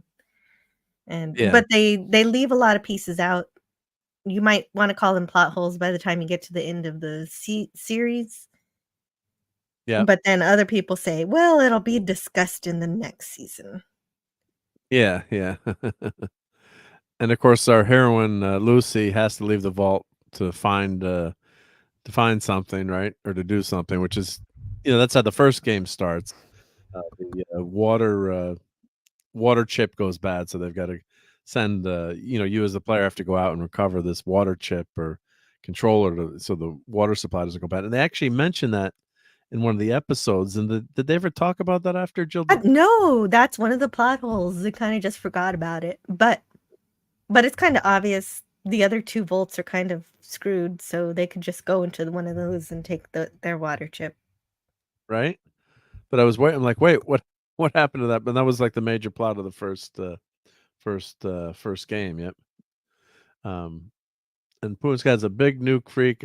Only Indy 4 and T2 did them justice. My only complaint with the show, I know it's not a serious science show. Yeah, so that's what happens is just they're bending reality to the rules of their universe here. So, but then Lucy's got to meet up with R2D2 and C3PO at the sail barge there, and she just goes out. She's got guts though, right? She just goes out, and how does she know where to go or what to do? I don't know. She's got the armband, the pip, the pip bracelet on her arm, which is kind of like your iPhone on your arm, I guess. But she's off on her quest, and something really bad happens in the vault to predicate her from leaving. So she's at, what would you say? You can say the minor spoiler. She's searching for her dad, so that's not. That's instead of searching for the water chip, that's not too big of a spoiler. So she's searching for her dad, but something bad happens, and there's one point where they talk about, one thing I didn't like was when they said, we're going to use this device to find the ghoul because he's emitting radiation. Isn't there radiation everywhere? That didn't make any sense. Yeah. But I think I just watched too much Star Trek because no, nobody else what they seems should have bothered said. by this. Well, they should have said like ghouls emit radiation on a special frequency or something. Just a couple of words there, just to make you make it more believable. That would be much better. Yeah, right. I thought they did something like that. That would have been better. Yeah, but that's when you're paying attention to the show, and then the writers. Sometimes I'm sure things just slip through, not on purpose, but that was something. Yeah, because everything would have been radiated. So now there's these ghouls. If you haven't played the game or watched the show, they basically have healing factors. They don't really explain them in the game, but or excuse me, in the show. But basically, they can heal rapidly. Regular bullets can't kill them unless they're shot in the head. It appears like a zombie, but they don't tell you how you become a ghoul, though, right? You didn't get that from this season. One of the characters does get turned into a ghoul through. I won't say why because that'd be a minor, another spoiler. But they never explain how you become a ghoul, right? Did you catch right? that? They don't. There's this one doctor that has a thing that apparently did it, but we don't know what it is. We don't know what the substance was that caused that to happen. Yeah. So that's Putin's cat says most radiation dissipates in weeks, depending on the bomb content. That may be true, but I was thinking of the Fallout games where there are lots of locations in Fallout where you can walk around. The radiations aren't there's nothing. But there's some certain areas that you go to that are full of radiation, or maybe there's some toxic waste or something that's in certain locations that, whatever device you're using to detect radiation will pick up. Yeah. So it still doesn't work to just find one ghoul based on his radiation signature. Yeah, that's for sure. That doesn't make sense. Yeah. Of course, the actress who plays Lucy, I saw her on TV last week, and she's British, so she's got the cute British accent. Ella Purnell, very charming, perfect for this role. Now, none of these characters exist in the video game. This is set, I think 200 years after the first game. So not which is smart too, because then if they want to avoid following the game exactly, then they can just make their own way, make their own universe. So Boonscat says Mario or Marion Cotard daughter Junior, I guess you're trying to say there, maybe. Yep. That is one of the smartest things, is not directly copying the game. Right? Because then you would just be like, what's the you'd know this plot line exactly too, right? So it's taking world building, and it's set into the future, which is interesting too. So I bet you're gonna get a game. I bet you're gonna get a video game based on the show. It wouldn't surprise me. Well, right? Fallout 4 is 200 years in the future, but this is a little bit off, so it doesn't step on it. But doesn't step on it, yeah. But I'm wondering, I bet you're gonna eventually get a game like that. Hey, Mars Monkey Max. Great to see you. Of course, Fallout 4 is in New England. Hello, Mars Monkey Max. MMM. And Brogu. Hail to Brogu. And this show is set in California. Yep. So is this where Lucy first meets the ghoul? I think, yeah. Pretty close. Yeah, pretty close. I think that's a few minutes. No, that's a little bit after. But she basically meets up with the ghoul. Well, she meets the ghoul in the town. So this is the second meeting. Yeah, second meeting. Yeah. So, Lucy and the ghoul had this cool gun that could blow through everything. I don't know what rounds were in there. It was like a cannon. Crazy sci-fi-esque, weapon where it's like taking everyone out. Yeah, so Lucy, how do I do it with a minor spoiler? So basically, she's got her mission is to find her father and take a guy to meet someone, across the desert. And there's something important that this guy has. Basically, we'll just say it like that. I'm trying to figure out the right way to say it. But so basically, the ghoul is after the same thing. So the ghoul is after this scientist who's got the secret to the life, the universe, and everything, basically. And Lucy's trying to transport him, or get him there. And she thinks by doing that she's going to help. That'll help her find her dad. So along the way, one of the scenes, like the ghoul shoots the guy's leg off, and then they put like a fake robot leg on him, like instantly. That was a gruesome scene where they attached like the fake leg to the guy. Oof. Yeah, I thought he was gonna bleed out and die. Yeah. So yeah, this show's not for the faint of heart. Like the certain scenes, Raquel will definitely have to cover her eyes. She saw it. I know she watched it, remember? Yeah. So, but that. She did. Yeah. Yeah. So that scene, she had to cover. Yeah. She had to cover her eyes for that scene. Is that on the Clubhouse? Hey, I'll go listen. Brogu. Yeah, she did. They discussed it the other night. Yeah. Yeah. I was shocked that you watched it. I was shocked that she. Couldn't believe it. I didn't tell her to watch it. Like when she watched. Yeah, you didn't even mention it to her. Sandman. I said, "Well, Sandman's going to be on," and I really like the comic. And then she went and watched the whole show and hated it. You weren't even telling her. You were just talking to me about it. Remember? And she heard that. Yeah. And now she blames you, which I think is hilarious. Blame Mark. God damn it. It's in my contract. Yep. Yeah. Oh, this is when Lucy meets someone in the desert, and he's like the medicine man or traveling huckster, selling stuff, selling, all kinds of cures and things. Yep. And no, she's got a good range of emotions, and she definitely has a hero's journey, which was good. I thought she, nothing is easy for her. Yep, Putin's got snake oil salesman. That's for sure. That's the right word. Yep. And hail to TZ. TZ Burton is here. Wow, this girl has big eyes. Yep. Hey, TZ. He was a huckleberry. Yep.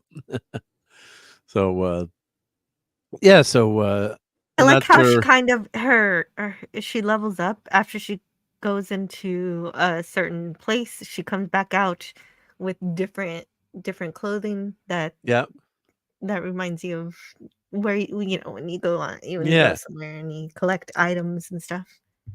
yeah, from a game. Yep, yep. So I thought that was I thought that was the best episode of the whole show. I thought that, and we'll get to that. And talk about that a little bit. Well, maybe they'll show something in the trailer. And was this her sister-in-law or is that her? The character is pregnant. Was that or just her friend in the vault on the right there? She becomes a great character in the show. Oh yeah, the lady who gets a fork in her eye. Yeah. Oh, well, it happens in the first episode, so I think first Yeah, episode's a fair game. yeah, yeah. Should have watched him. Hey, Joe's Atmosphere's here. How's it going? Take it easy on that lady. Yep, yep. Stick a fork in it and you're done. Yep. But is that her sister? Or is Hey. that just?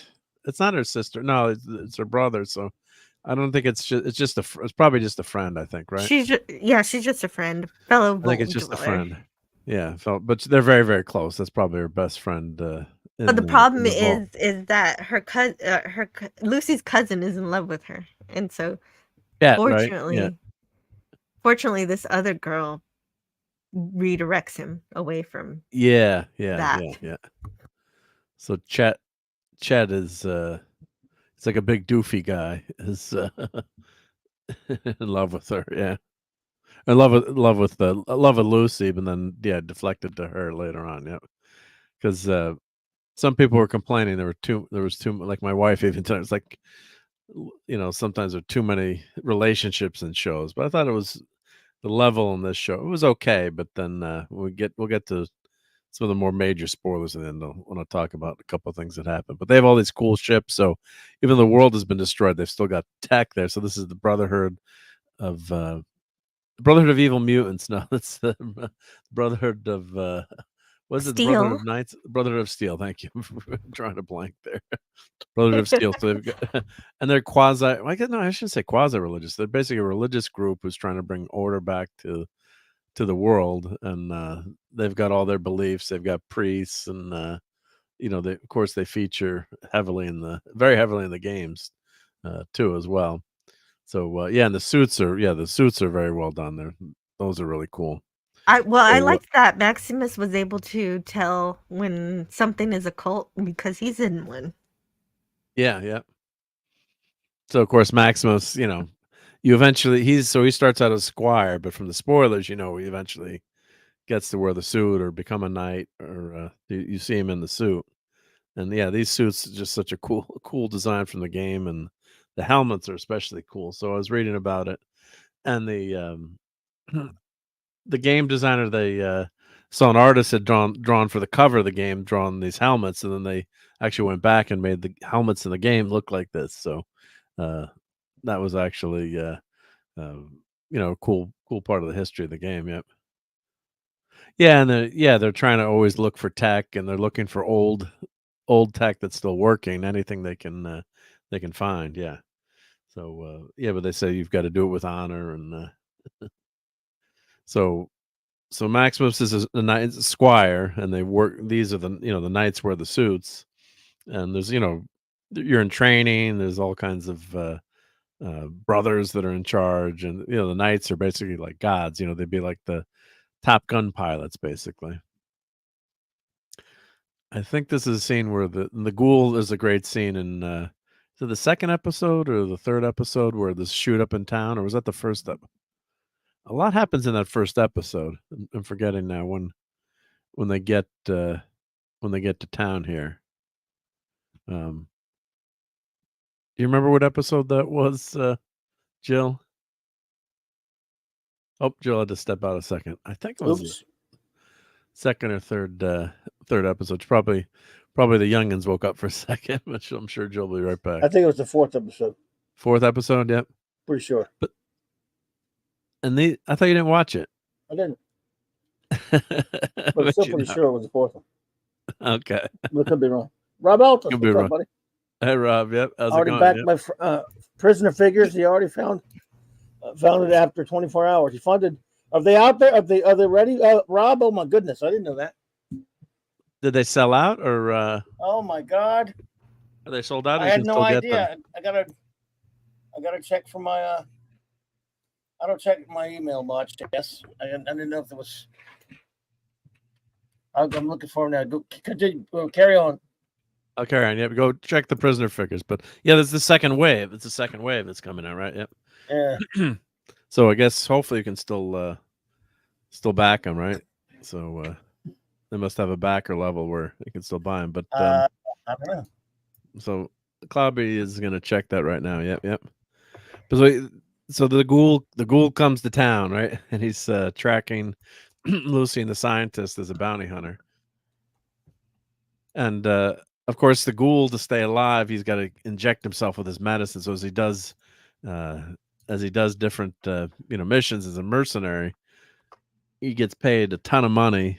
Of course, he's got to keep buying this serum, for lack of a better term, super soldier serum to keep himself alive. Otherwise, They I don't guess say you'd what lose it your is, mind. but it comes in a container that looks like Jet from the game. The drug Yeah. Jet. That's what they call it in the game, but I don't think that's what he's taking. You're right. They don't say what it is. Yeah, you don't know what it is. So, but it's some serum. I'm just joking. Yeah, super soldier serum to kind of keep himself from losing his mind. But he has a fantastic scene. The scene in the town, you're like, this is a badass character. And the poor actor, he had to cut his nose off for this role. So very dedicated. Now it's all CGI these days. So he probably had to wear like just prosthetic with like dots on it, I'm guessing. But it just removed his nose with CGI. So it's amazing what you can do these days with makeup and not just makeup, than CGI. So yeah. This is the second episode. That was the second episode. Okay, yeah. No, she does leave the vault in the very end of the first episode, and the first episode is like an hour and 15 minutes. I mean, it's like a mini movie. So some of these episodes are like hour 15, hour 10.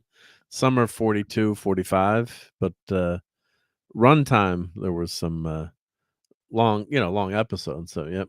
And Stranger Things started doing that too. Like Stranger Things, I think the last episode was an hour and a half. Let's see. I might binge season 1 of Fallout on any day after its season 1 finale, despite mixed reviews. Well, actually, it downloaded all at once, Donnie. So they dumped the whole thing the first day, which I don't agree with. I think I would much rather have an episode that we can talk about. I could do a slideshow on it. But and Eclay is here. Hey, Eclay, thank you for being here on Sunday night. Hello, Eclay. But I think it's much better if they, had that age-old debate. But if they had, you drag it out week to week. As a viewer, I love having it, all at once because I got to see the next one. Like Daredevil, I remember just falling asleep watching. It was like 4 a.m. and it was so good. I'm like, I can't go to bed. I got to keep watching, and then I probably missed half the episode or, didn't. So it was like, oh God. Well, you're not, when your head starts to nod off, you get the back, you you drift back and you're like nodding and you're waking up. Now this is from either the last episode or second to last episode, our hero. Oh no, this is episode 5. This is my favorite episode. So our hero, the ghoul has captured our hero Lucy, and he's traded her for a lot of serum, I guess. And basically they're gonna harvest her organs, right? The organs are valuable there. It's a little silly because the robot's like, here, let me fix your finger for you. Now I must have your organs. Well, I think maybe he's programmed to it was ridiculous, I agree, but maybe they excuse it like he's programmed to keep you alive so your organs don't go bad. Of course, it was just the finger that she was missing. And of course, you got this futuristic tech, like Spock's brain tech, where you could reattach the finger so the robot goes in a drawer and pulls out. There's all these fingers and they're like, this one might be the right size. So the finger looks like it's been dead in there for eons. It just reattaches it, like with laser, and her fingers reattach. Yeah. but it's brown, like it's brown or like a Yeah, different right. No, color. it should not have worked. It would have made more Yeah. sense if she had taken her finger with her. Yeah, but I I guess that they're I explaining don't even that's their yeah. future tech, or and the other thing is too, if you lose a body part, it's expensive, right? Uh, to have the CGI, so that's why in the Walking Dead show, Rick, famously loses an arm early on in the comic series, and they decided not to do it on on the show just because of the expense. Because you got to wear a green sleeve, and then just limits the special effects wise. So yeah, don't TZ Burton says don't list body parts. Yeah. So yeah, so I guess by Yeah. doing, of course, a finger is much easier to cover up, special effects Well, wise. in the video game, the finger would probably just grow back because you have these stim packs that are super powerful and could do everything. But I Yeah. like that they nerfed the stim packs in the show because that would be too crazy. Right. People Well, you do get regrowing kind of a everything. stim pack that turns you into a ghoul, I guess, right? So it makes things fix yourself, but that you're turning into a ghoul then, I guess. Yeah. Yeah, at So- least there's a consequence for that one. yeah. So this is from the last episode, the fight in Griffith Observatory. I think this is towards the end of the show, but you don't know from watching from watching the trailer. But these armored suits are really powerful, but there are some flaws in them, and it seemed like there was like the very first episode. Uh, Maximus is the squire, and they go off to they're going off to find they're on their mission, and they encounter like this big mutated bear, and then the knight is like running away in terror. It's like, you're wearing this 5-ton tank of armor. Why are you scared? Just start shooting. So that was one of the things Yeah, I was that wondering bugged why me. he was such a coward in that big suit. I thought that he was brave because he had the protection. Right. This is the first But episode with LA getting nuked. So this is perspective of one of the main characters, and this was well done setup. This is pretty horrifying scene how they did this, because they're at a birthday party, you think, and what's coming, right? As you're watching, this is no shocker, but I don't that think was this isn't a eerie. big spoiler. I think the actor Howard's wife is in with Voltec. And so Yep. she's like, I want my family to have a place in the vaults. But then I really like that scene too. But then we have Howard and his daughter not in the vaults at the moment of the Yeah, that I was confused by. I don't know, unless they of had bomb. broken up maybe, or something or they just were, they didn't think it was going to happen, but they were talking about all the peace negotiations and different things that are going on in the world. The classic trope where you've got the TV playing in the background, telling you what's happening during a scene where the characters are interacting. Yeah, but if I were in that situation, I would have my daughter with me in the Yeah. vault. So that I still agree. doesn't work for me. No, I 100% agree. That was a weird thing to do. Yep. That was weird. Yep. Yes, Captain Bangway does like to change people's subroutines. Yep. Make them taller if you yep. Yeah, sorry for referring to. Well, no, I said she made the boyfriend longer. She did make him longer. He was much taller at the end of the episode. He is taller. Yeah. Yeah. That was creepy. That's But what of you course, Yeah. yeah, but I guess if I was creating a hologram character, I'd, Yeah, but here we go. I totally agree, and it's fine to do that. It's a hologram, but to make an episode about it, it's just like Yeah. we're pretty sure that I don't care if it's Kirk or Spock or any character that you love, like actual real human beings. There's probably some crap that you just don't want to know about their private life. Just leave it in See, the hologram. in the best episodes of Star Trek, Kirk was only wooing girls because it was in the name of saving the ship, not because he wanted to, or it was an old girlfriend. Yeah. Yeah, but look, for example, Riker goes and it was that Binar episode, and he gets they were messing with his mind. They knew what kind of woman he wanted to see, right? But he goes on there and he's having time off, and he, like a lot of other men, are messing around, but they're not showing anything graphically. He's not programming her as a maid or any kind of stuff. He's just spending time with her on the holodeck. In an episode like that, you show bits and pieces of that thing to show and what people do in the 24th century a little bit. I have no problem with something like that. Or and that wasn't, and I don't either. And that wasn't what the whole episode was about either. It was just it was just the way the aliens were distracting. In this, exactly. Even though holodeck malfunction episodes are cliche and really old and get tiresome, I can respect that more than one where it's just her. I keep trying to avoid using the crude language that I want to use. It's her doing, again, granted, the kind of stuff maybe a lot of people would do, but why do we need to see an episode about it? Yeah, exactly. I agree. We know what the internet is for, but yeah, I mean, we don't talk about that all the time. Own thing. Yeah, not in a show that's supposed to be a science fiction show. I mean, look, if this were just it is kind of a soap opera. But you know what I'm saying? In a soap opera, it's going to deal with stuff like that. Fine. Yeah, but don't do it on a quote unquote Star Trek show. Yeah, we didn't, or that could be like a 5-minute aside in an episode, like a running joke, like you're going to the holodeck again, or I don't mind it being a footnote or just like, this is how Janeway relaxes just for a few minutes, and the whole episode's about something else. Well, also you weaken her character even more than she already has. All the stupid stuff she's done already. This one, we see that she is so messed up that she will create, not just, create kind of a fanciful fantasy type being.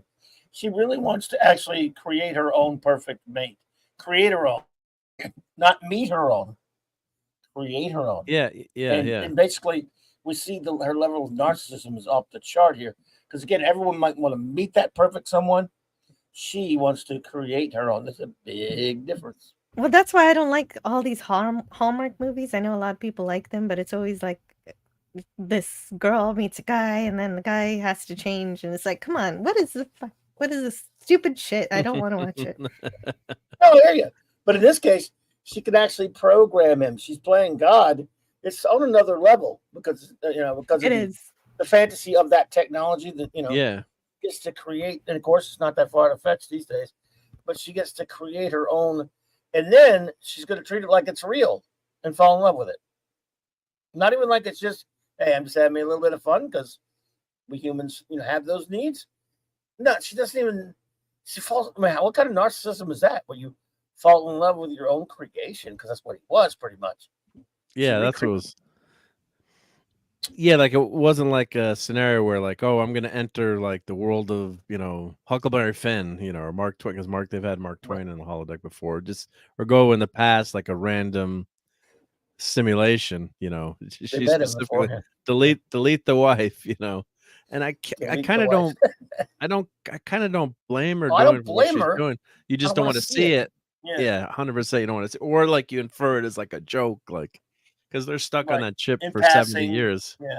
Yeah, and then that's the whole thing too. In the future, I think Star Trek doesn't have enough robots in general. They've got Data and they've got some androids, but the way that we're going with robotics, you would have robots and AI doing a lot more thing. Of course, that would take away from the human, the human characters, and unfortunately, the terrible show P Hard kind of distorts that and goes the wrong way with that show, but.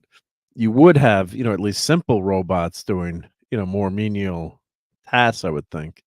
And you would have you'd have a lot more, leisure time. And I've always said, and we all joke, like you would never leave the never leave the holodeck. I mean, yeah. Remember that episode where Harry was falling in love with this hologram. But it turned out to be something going on in that one. But I mean, before they knew there was some kind of thing going on with it, Tom Bear said, "Hey, look, man, we've all fallen in love with holograms on the holodeck." And when I first heard that, I'm like, "What?" But again, I started to realize, okay, I can see people maybe getting wrapped up into certain things. It's a different kind of malaise that we'll never know because we don't live in that reality that has that technology. Yeah. And still, I'm like, but you still know it's a hologram, right? You shouldn't be falling in love with it. But in Right. her case, it's even different from that.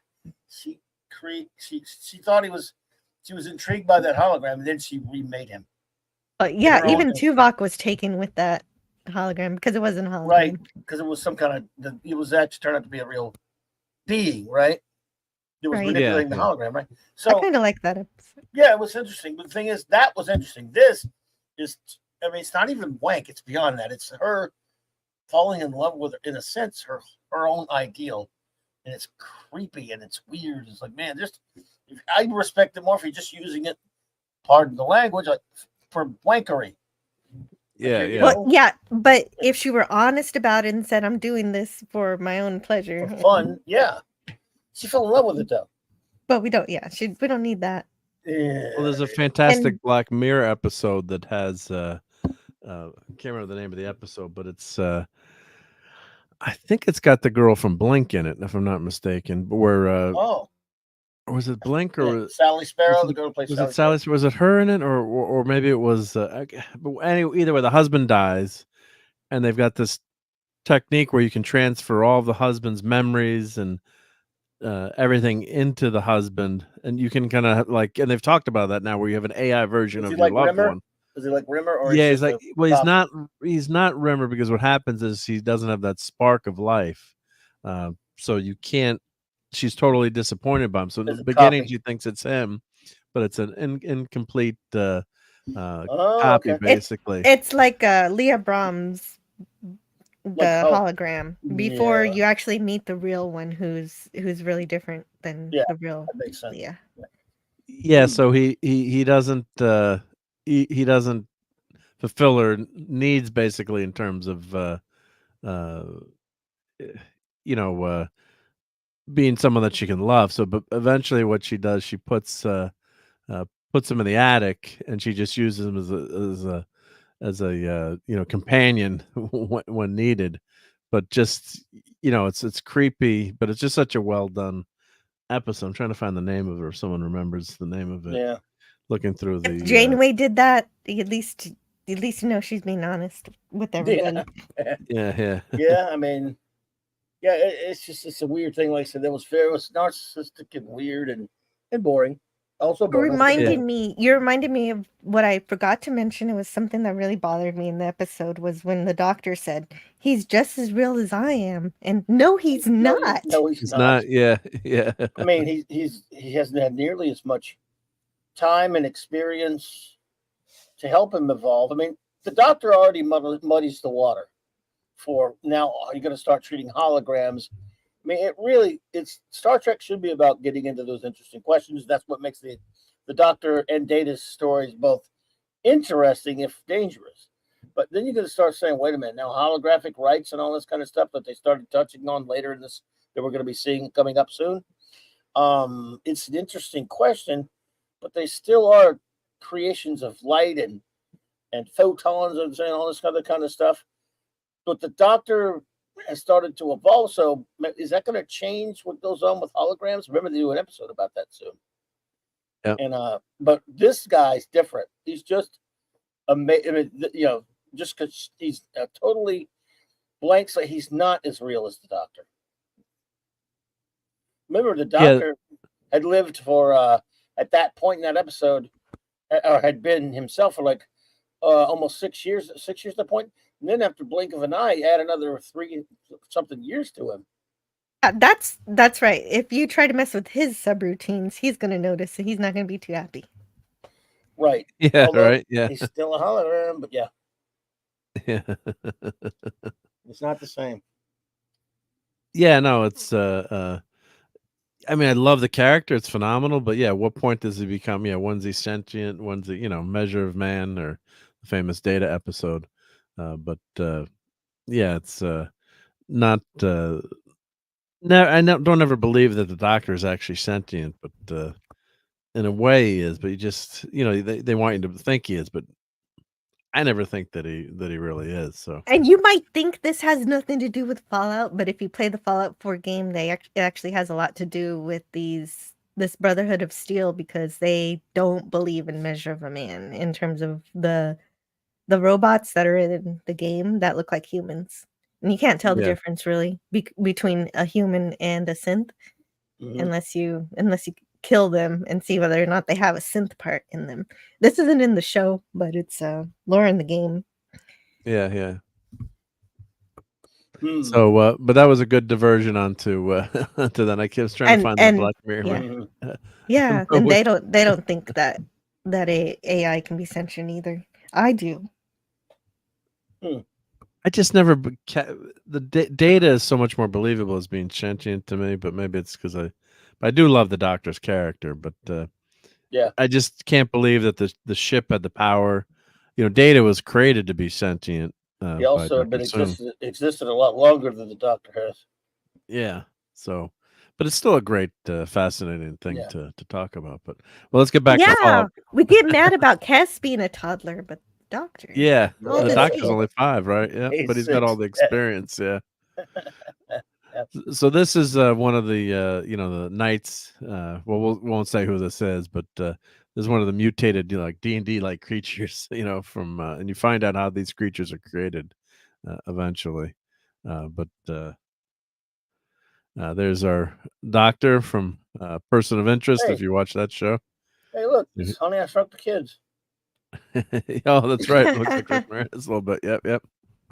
So he's basically the MacGuffin of the show, shall we say. So there's something very important about him, and this is the scene where when you watch it, you have no understanding of what he's doing, but this is pivotal. It's one of those things when you go back to watch the show. This is Maximus later on, and I really dislike this character, and I don't know if he's written that way, and you're maybe you're not supposed to like him.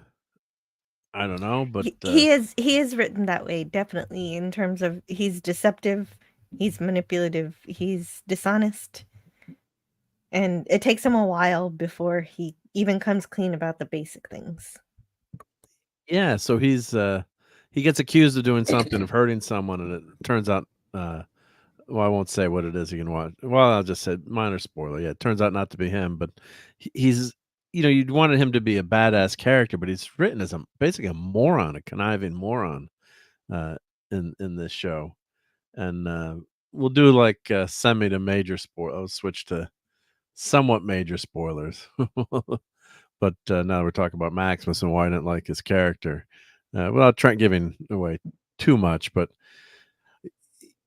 in the beginning, so that his knight goes in to fight this mutated bear, where they're on the mission, and the knight like runs out in terror, and gets hurt somehow. Even though I don't know how this mutated bear could actually hurt anyone in that suit, because Yeah, the bear treated that suit like a tin can. yeah, but as long as you shoot back, so he keeps saying shoot.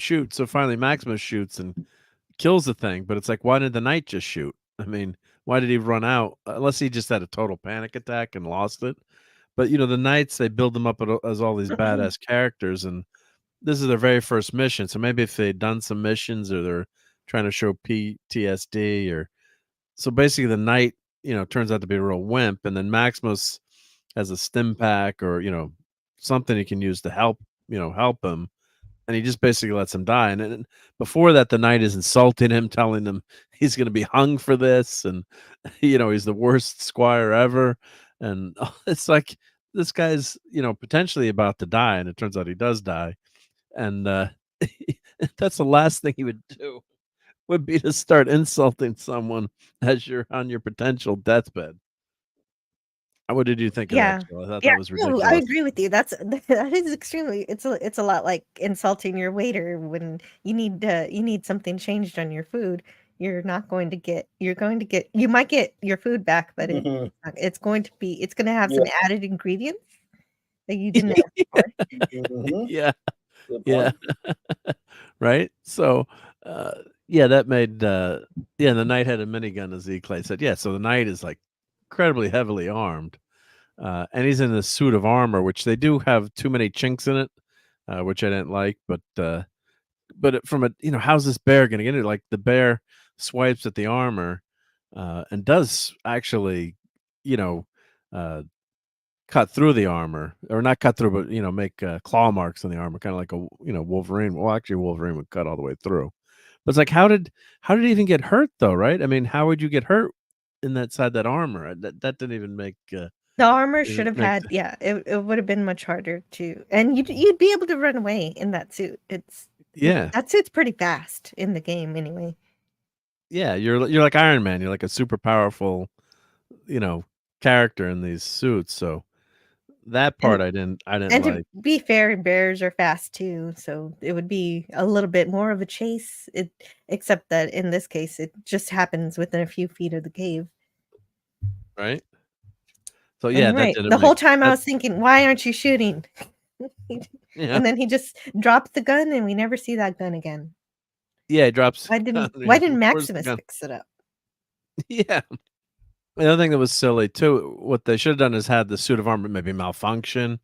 You know, they've got that tube going to the head, maybe, you know, with your air supply maybe or something freaky that happened. But I guess they don't want you to like Maximus's character or because Lucy's point of view, she really grows to like him, and actually then they've got to of course ship those two together. And I thought that was the other part that I hated because That's a bit forced. Yeah, that was forced. that was very forced, and there's no charisma and spark between the two characters. Uh, so I thought that was just really not necessary. Like she has one scene where she's like, "Why don't we make Whoopi?" And he's like, "What?" And then I'm not going to describe it. You know, He acts keep like our he's like 10 years old or something. yeah, like never heard of what's happening. So yeah, he doesn't know anything about the birds and the bees. It's like you're born in a nuclear wasteland. You'd think you'd grow up pretty damn quick. Now I Well, guess maybe they explain it with the growing up in the not a guy, Brotherhood of but I'm Steel. pretty sure that Mother Nature tells you pretty soon. Yeah. Way before the age that he is in the show. Yeah. So that made zero sense unless you know that they to make that seem like they should have had the Knights, the Brotherhood of Steel, explain something or you know have some explanation of that. But even yeah, that made zero sense. It was that would be something that a younger character would say, but that was ridiculous. Yeah. So yeah, but they didn't they were religious, but they didn't explain how that would happen in that context. I mean, even religious people know what's going on. So but I don't want to get into too much trouble with our language here, but yeah, I thought that was ridiculous. Now this scene, this is when Lucy she goes into like a shopping center, and this is when the ghoul is leaving her for dead, and this is when she comes out. I thought that was the best moment of the. I thought that was the high point of the series for me, when she levels up, as you said very well, Jill. And then she comes out with that she's wearing that harness now, but so she comes out and she shows what a badass she is, and it's very believable what she does too. She's not throwing the guys around she's just using her smarts and figuring out a way to save herself. Although I thought she would have washed the shirt, like she kept her uniform was bloodstained. I thought after a while she'd figure out a way to clean the suit, but I guess they wanted to leave that on there to show what a badass she was. But I thought that was my high point for the series. Yep. Can we have a poll on that? Yeah. So yeah. Marion, what did you think, Joe? What was your favorite part of the show, or did any high points for you, or on the among the episodes? Oh, Joe. Oh, maybe Joe. Oh, the high points of the Yeah, high episodes. points. Yeah. Oh, see, I Yeah, don't we're ever like, think or of did my you? problem is I don't think of TV shows as, oh, this was my favorite part or that was my favorite Okay. part. I think more of where did I start? Where did I end? And Yep. how do I feel about that in general? They do have some kind of conclusion, but it's a little Yep. strange. Even the whole premise of the dad being kidnapped. Yep. At the end, I was thinking, wait a minute. They kind of could have done all this at the vaults in the first episode. And That's I true. won't Yep. explain because that might be spoilery. Yeah, we want to do two. We'll do a few major spoilers, but Because you do have radio in the wasteland, right? yeah, you do. Yep. Yeah. So So, but Yeah, I this had is fun watching it. I enjoy it. yeah. Well, It for feels me, like you're in the game. was gonna say, yeah, for me, this was I love this arc for her character. So yeah, Lisa's mentioning Ray. Reverend Ray never got that messed up. Yeah. So that's when the That's right. character hits a She low point. fails and she gets hurt and she messes up and she makes mistakes. So she's definitely not a Mary Sue. So that's nice. Yeah, she loses her finger, right? Well, she does something to the ghoul, and the ghoul reciprocates. Yep. Uh, and RRTNZ says my high point was when Maximus just stared ahead with a slightly sad expression, like a moron. Oh, wait a moment. but I, but I love this character journey, character arc, because you don't get that sometimes enough in these shows. And Ray never had that. Like at the end of the Force Awakens, I'm like, oh my god, how many body? I was like to myself, is she gonna lose both her legs or an arm and a leg? I was like, debating, what she was going to lose body parts. I'm like, because she has to lose body parts to Kylo Ren, because he's been studying to be, Jedi Knight or Sith for how many years, his whole life, right? And Ray grabs the lightsaber the first time, and I'm like, she's not even going to lose a hand. I'm like, come on, it's not. You can't be serious. I mean, Yeah. I don't really John know McEnroe. anything about. I stopped watching after TLJ. Good, yeah. But I Oh no, the I movie like before Lucy. the Force Awakens, when Force they have the scene in the far. That. The Force Okay. The Force I guess I Awakens. The just Force. shoved all of it out of my brain. Yeah, well, it's all You better horrible, but off. the end of the first movie, and that would have been kind of cool if she'd like had gotten beaten, but then like the old gang comes in, all in the Falcon, like Luke, and everyone comes in and saves her. Okay, and then Kylo gets away, but come on, it's like yeah. So Well, I yeah, look forward to your version rewritten. yeah. But you're right. Lucy does have an arc. She starts off as a very naive vault dweller, and as she experiences more in the wasteland, there's even a point. Oh, I don't remember which point it is where she loses her innocence and she has to do something that she normally Yep. wouldn't do. Oh, I know where it is. Yeah, it's when they get to the supermart, but I won't say what it is. There's Yeah, something she yeah. has to do, and after that point, you can tell there's something different in her. Yeah, yeah. And they're like, yeah, so yeah, she's got the uniform still there, just hang, and then she does wear it again, but it's all bloodstained. But it was just it's kind of like Kirk never. He's always got the bloodstained uniform in Wrath of Khan, but the last Force Rises, yeah. JT, yeah, that would require Jar Jar Abrams to have an original bone in his body and KK to allow something bad to happen to herself insert. Yeah. Won't happen. But as I was watching, I was, she's got to lose a body part here, and I was kind of cringing because I'm like, oh, I don't want to see that again. I'm not good with the gross stuff these days. But yeah. Oh, don't play. So I get in trouble. But yeah, so that the Maximus character, I thought that was probably the worst character, and I don't know if what I've been thinking to myself was, were they writing it so you didn't like him, or were they just idiotic writers and thought you would like him? What's their end game? That's what I was I'm not sure. I feel like what they're saying is that if you're on the surface, you have to act like a jerk to survive. Yep. And Lucy is proving that that's not true. Yeah. All the time. Yep.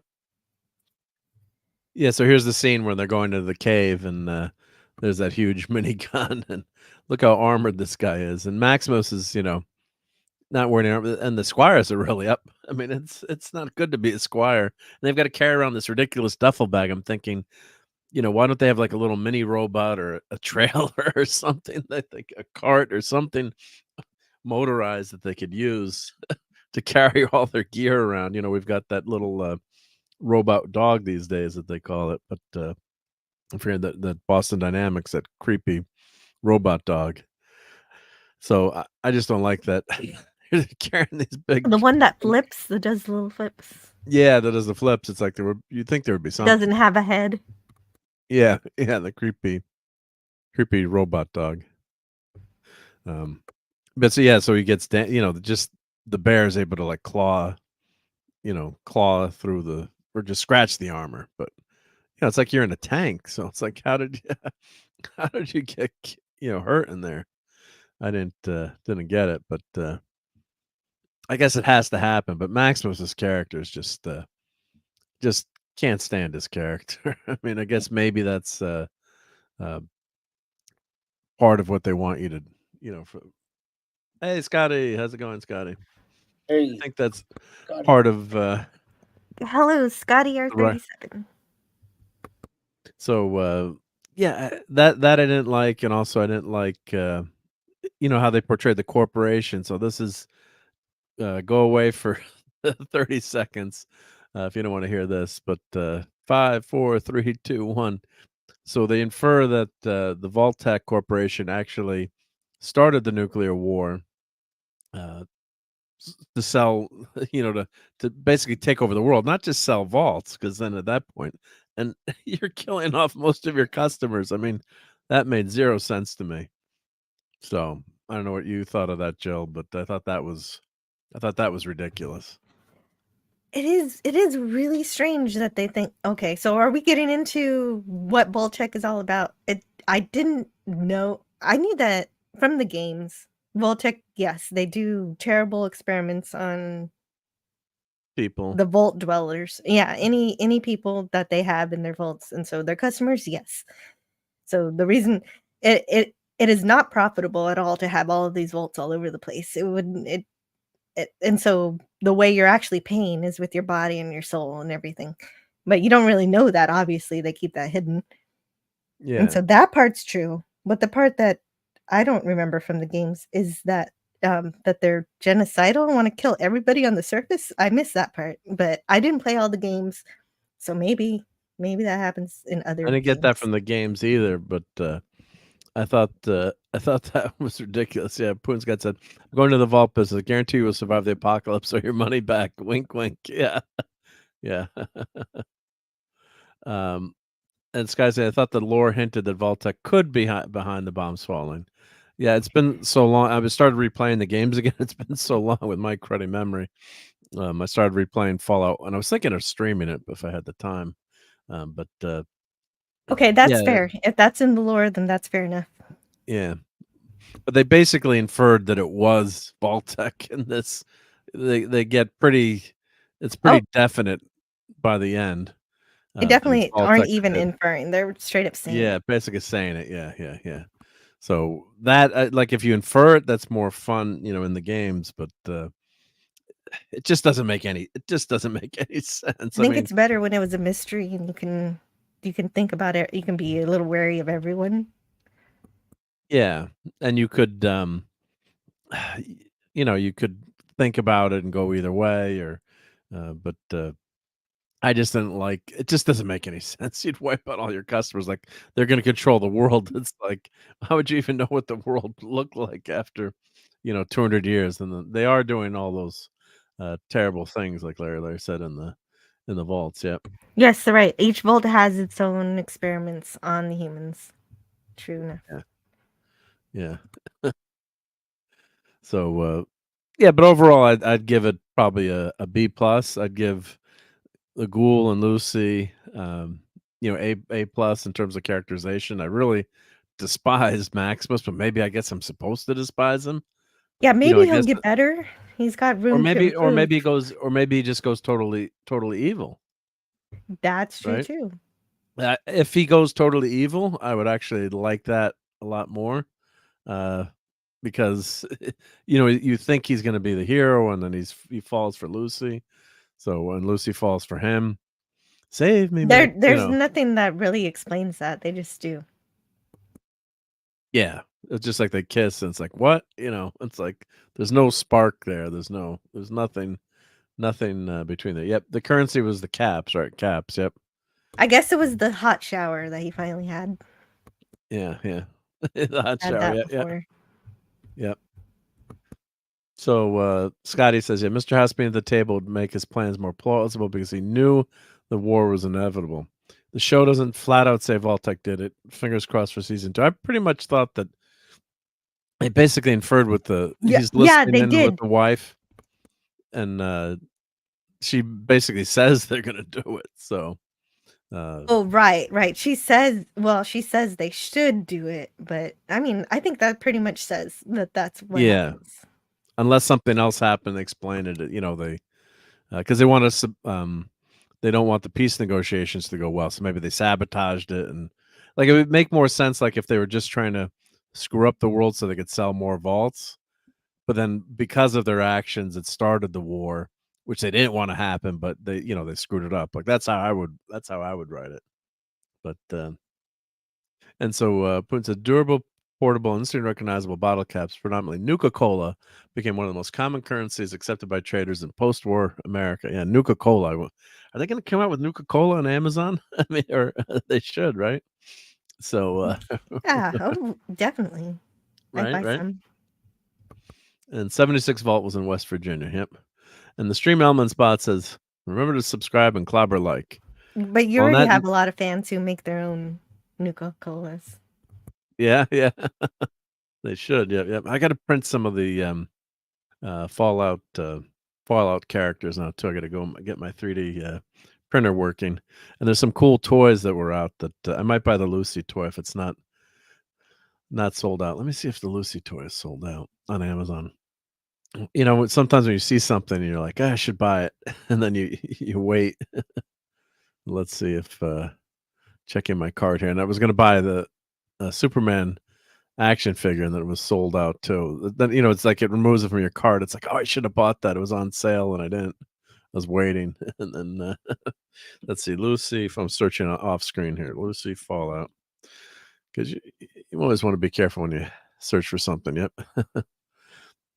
Yeah, how RNTNZ that says Howard wife straight up says their plan is to start a war, wipe out most of the population. They would survive in the vaults and rise to control everything. Yep. Yes, exactly. She says, "How can you guarantee?" They ask, "How can you guarantee this?" And she says, "By dropping the bombs ourselves." Yep. Oh, figures sold. It looks like it's sold out. I should have bought it that day. That was stupid of me. Why did I not buy it? Let's see. No featured. Now it's. Damn it, Mark. When you see something, buy it, even if you shouldn't be spending the money. They have the Funko Pop is available. Maybe it's not always meant to be. I know, it was a limited edition. Oh, now it's selling off market for $60. It was originally $25. It was $25. It was a limited edition of how many? What was the edition? I was showing it before, but it was here. I did show it on one of the Geekeries. I think last week's Geekery. Let me just pull it over here. So yeah, I should have bought it. I guess I don't need another action figure, right? Clobbering Times. You need more. You need that one. I should have bought that one. Damn it, Mark. Sold out. Yeah, they're only 5,200. Yep. Movie Maniacs. Man, how much was it? It was $25. No, you I should have bought it that night. I should have bought it when it was available. Yep. So the Ghoul is not available. Yeah, so all these sold out then. Yep. No, 65. So yep. That was dumb of me. That was so dumb. Damn it. Failed. He's cool. Yeah, he's cool. Yeah, I would have bought. Yeah, but I would definitely bought Lucy. And here's the Mac. Yep, Maximus Mac. But I didn't like Maximus, so. Oh well. Easy come, easy go. Yep. Should have bought more copies of Wolverine 180, Hulk 181 too, right? Yep. I have problems with Maximus too, but his suit is cool. His suit is cool. Yep. Oh, and Sky says Lucy and Ghoul are still available in Canada. That's Yep. Oh, darn it. I hate it when I do that. Yep. Vault 76 over 25 years of the bomb, not 200 years. Okay. Thanks, Larry. Yeah, there's a timeline I was watching. People had it. Yep. And Sky says Annex Canada. Yeah. Oh, that happens in the games, I think, and that's probably why he's saying it. Good night, Gwagnar. Yep. And I think this is a good time to get on out of here. I got to get to the work. Get to the work in the morning. Get to work in the morning. So, but I really appreciate you coming on here. And sorry, Clobbering Times, if we talked a lot of Fallout. All right. But, No problem. You didn't finish X-Men, so there's nothing to finish. Yeah, that next no, week. Have to talk finish it about next week. Yeah, we got late enough now too, where I would talk about X-Men 97. But I did get to, I think, through the fifth episode. Let me see. X-Men. What was the episode with? What was the episode with Storm? I just want to look at which episode it was on. The one that stupid one with Mojo. Yeah, it was. I watched the Mojo one. What was that? Remember part 5? Death something or other. Oh, it was in part of episode 5. It was in. It was Jean like kisses it was Wolverine. like a double episode or something. Yeah. So I've got one more. Okay, so I've got the second half of that to go through. Yep. So I did watch the video game one with Jubilee, which is pretty cool. I don't like Mojo. I don't like Mojo. You don't like Mojo. I like, and then they made Mojo skinny too. So that was for weird. A little while. He was on a diet. Yep. But we'll talk about more next week. But so far, I'm saying that's a thumbs up, and I think that was a thumbs. What you've been liking X-Men 97 too, right? Yeah. Auburn Town. Yeah. So far, it's good. So far, so good. Yep. So thank you, Lisa. So let me play. I actually updated my members videos thank you stream or video here. So let me play that. And thank you everyone who's become a member. So I've got over 50 members right now, which is awesome. So much appreciated. So here's the thank you to members. I hope this plays correctly, and hopefully I'm not missing anyone. If I did, I did blame Mark. But here we go. Yeah, nice. Oh, and the music, I had muted it because I did during the show and I forgot to export the music. But how'd you learn how to do that? That's all right. Yeah, I boomered it. But there's all the members. You made it correct. I could never do that. It's pretty cool. Yeah. So thank you. Much appreciate all the members and my Patreons, and you helped me buy some of these things. And I'm looking at, I finally finished the Dungeons and Dragons collection, the 80s animated series, and I can't find 3 of the figures. They're in a box somewhere in the basement. So I don't have the same problem Retro Blasting has, I don't think, but I've got to go through and find out where I put those, because they got to be somewhere. But yep. So thank you, much appreciate everyone. And I know things are tight for people, so it's I really appreciate do this for a lot of fun, but I very much appreciate anyone who contributes and becomes a channel member, and you get to use great icons like Neelix and this clam like this, and so it's all. And Raquel Briggs. And Raquel, yep. Yeah. Yep. I got Spock. So I added Spock and Mandalorian, my buddy. But I got to fix that so he shows up better. And Dad, man, yep. Thank you, Ray. Yep, thank you so much. Yeah, much appreciated. It's a great show. Yep. So, Clobbering Times, what you got coming up on Monday night? Well, I'll be at the of course, the Great J-Man's channel, 6 p.m. Central for our usual 7 Eastern for our usual Bleeds and Superheroes reviews, comics review with the great Sean and J-Man, and then where will I be? Where else? Oh, and of course Monday night Marc D comes out tomorrow night, and the usual stuff. I might be hanging out with you guys on Tots of Tuesday, but then the usual stuff throughout the course of the week, Wednesdays and Thursdays, and all that stuff. So thanks for having me. Appreciate it. Always appreciate hanging with me, and thank you so much. And yeah, it's been some good times on the YouTubes here, hanging out with everyone. So really good. Yep. And Jill, what you got coming up? You've tragically finished TOS. I was actually lurking. A lot of times I'm lurking on your channel, which I know. Well, just because then if I say hi, then I gotta like enter conversations with people. So I was watching your last I understand. Turnabout Intruder, and I'm at work. If I'm at work too, then it's like not that it matters that much, but then It if I'm matters like, a lot. I really appreciate anybody No. who's lurking or listening Yeah. to it later, as much as the people who are interacting. Well, I also love the people Yeah. who interact too. Yeah, And so sometimes I feel bad. I'm like, oh, I gotta say hi, but then I'm like, oh, I gotta, Ugh. if like I know, I then you didn't. feel bad if you have to go away from the keyboard or like I'm doing orders or something, so you can't type. Yeah, I know what you I'll mean. start typing Sometimes in, I'll say hi start typing anyway in, and just yeah, disappear. yeah. I'll start typing in PO numbers in the chat or something. Like, type the address to where the Oh order's going. no, that's not No, I'm good. just joking. Like, I'd probably end up doing something like that.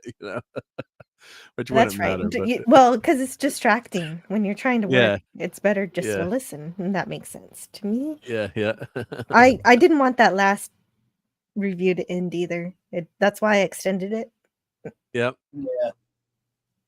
Yeah, Well, it's sad when that show ends. I'm Yeah, able to lurk sometimes, but I'm rarely able to do any kind of streaming in the middle of the day. But I like to at least lurk and stuff. And congrats on your success there. Yeah, thank you. I don't know where it came from, but I hope I can trigger that algorithm again. That'd be neat. Well, Yeah. That's kind of fun. It abandoned me a long time ago. Hope it don't abandon you. I don't get any subsidy. Way it goes though. Yeah, it's like I got goes. really slow on my channel too. Like my shorts weren't getting any views, and As far go as dips subs, and curves. I get views, but not subs. Yeah. Your views It's are weird great. the way it goes. It's weird the way it goes, but yeah, that was a good last episode. I was watching you guys, and yeah, and it's weird the way. Isn't it Scotty that's got the last line in Star Trek, or was it McQuote? Who was it as the very last line? Is it in that Star Trek Turnabout Intruder episode? It's Kirk has the last line, but the last thing you see is Scotty's hand. Yeah, but okay. He says, "If only." If only. Yeah, yeah. The last line, isn't it? Yes. Hey, Your Old Toys is here, and everyone subbed to Your Old Toys, and look at his old toys. He's got some great Star Wars toys. Yep. Yep. So let me put that in the chat. But I've got actually, when I'm done here, I'm gonna go play some Leisure Suit Larry on my channel. Oh, and the lounge lizards? Yeah, Oh, I the love that lounge game. lizards. Are you playing I'm gonna on Steam? Do you buy it on Steam or GOG or? I already have it. I have some games already, and so I'm using Scum VM, the software. I'm using some software that makes it easy to play old games. Yeah. But I rebought those games on, I think was it Steam or GOG? I mean, I bought them when they came out. God, that was a scandalous game to play, and yeah, yeah, but it's actually really tame for YouTube. Like, this isn't that it's okay bad. for you to. Didn't they have one that was X-rated times have later on? changed. Oh, I don't know, but I don't have that one. You're playing the first one, or they had like 7 or 8 of them. I think eventually they added nudity to the games, but I remember one of a friend of mine, his mom was a computer programmer at the time, which was unusual to have a mom that was a computer programmer back in the 70s and 80s. So she always had computers in the family room, and had an EGA monitor, with it was basically like had the graphics of a color monitor, but just amber, if you remember those, if you're old enough. So it wasn't a pure text monitor, but it had like a resolution of like 640 by 480, but it could display graphics, but in one color. Nice. We played Dig Dog on that, and Leisure Suit Larry, and they got to see that in color. But it was kind of like, I don't know if you should be playing this game, you guys, but it was fun. Yeah. So you can play Leisure Suit Larry later tonight. And Yep. I'm actually going to have one more original series show on Tuesday. Like a it's going to wrap-up? be top 10. Yeah.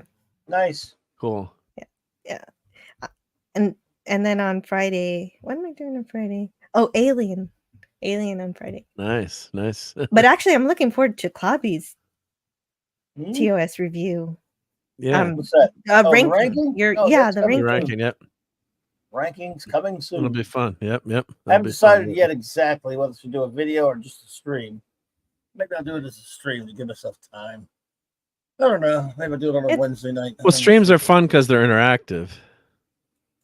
Yeah, I know. You kidding me? All the grief I'm going to take while I'm doing that if it's interactive.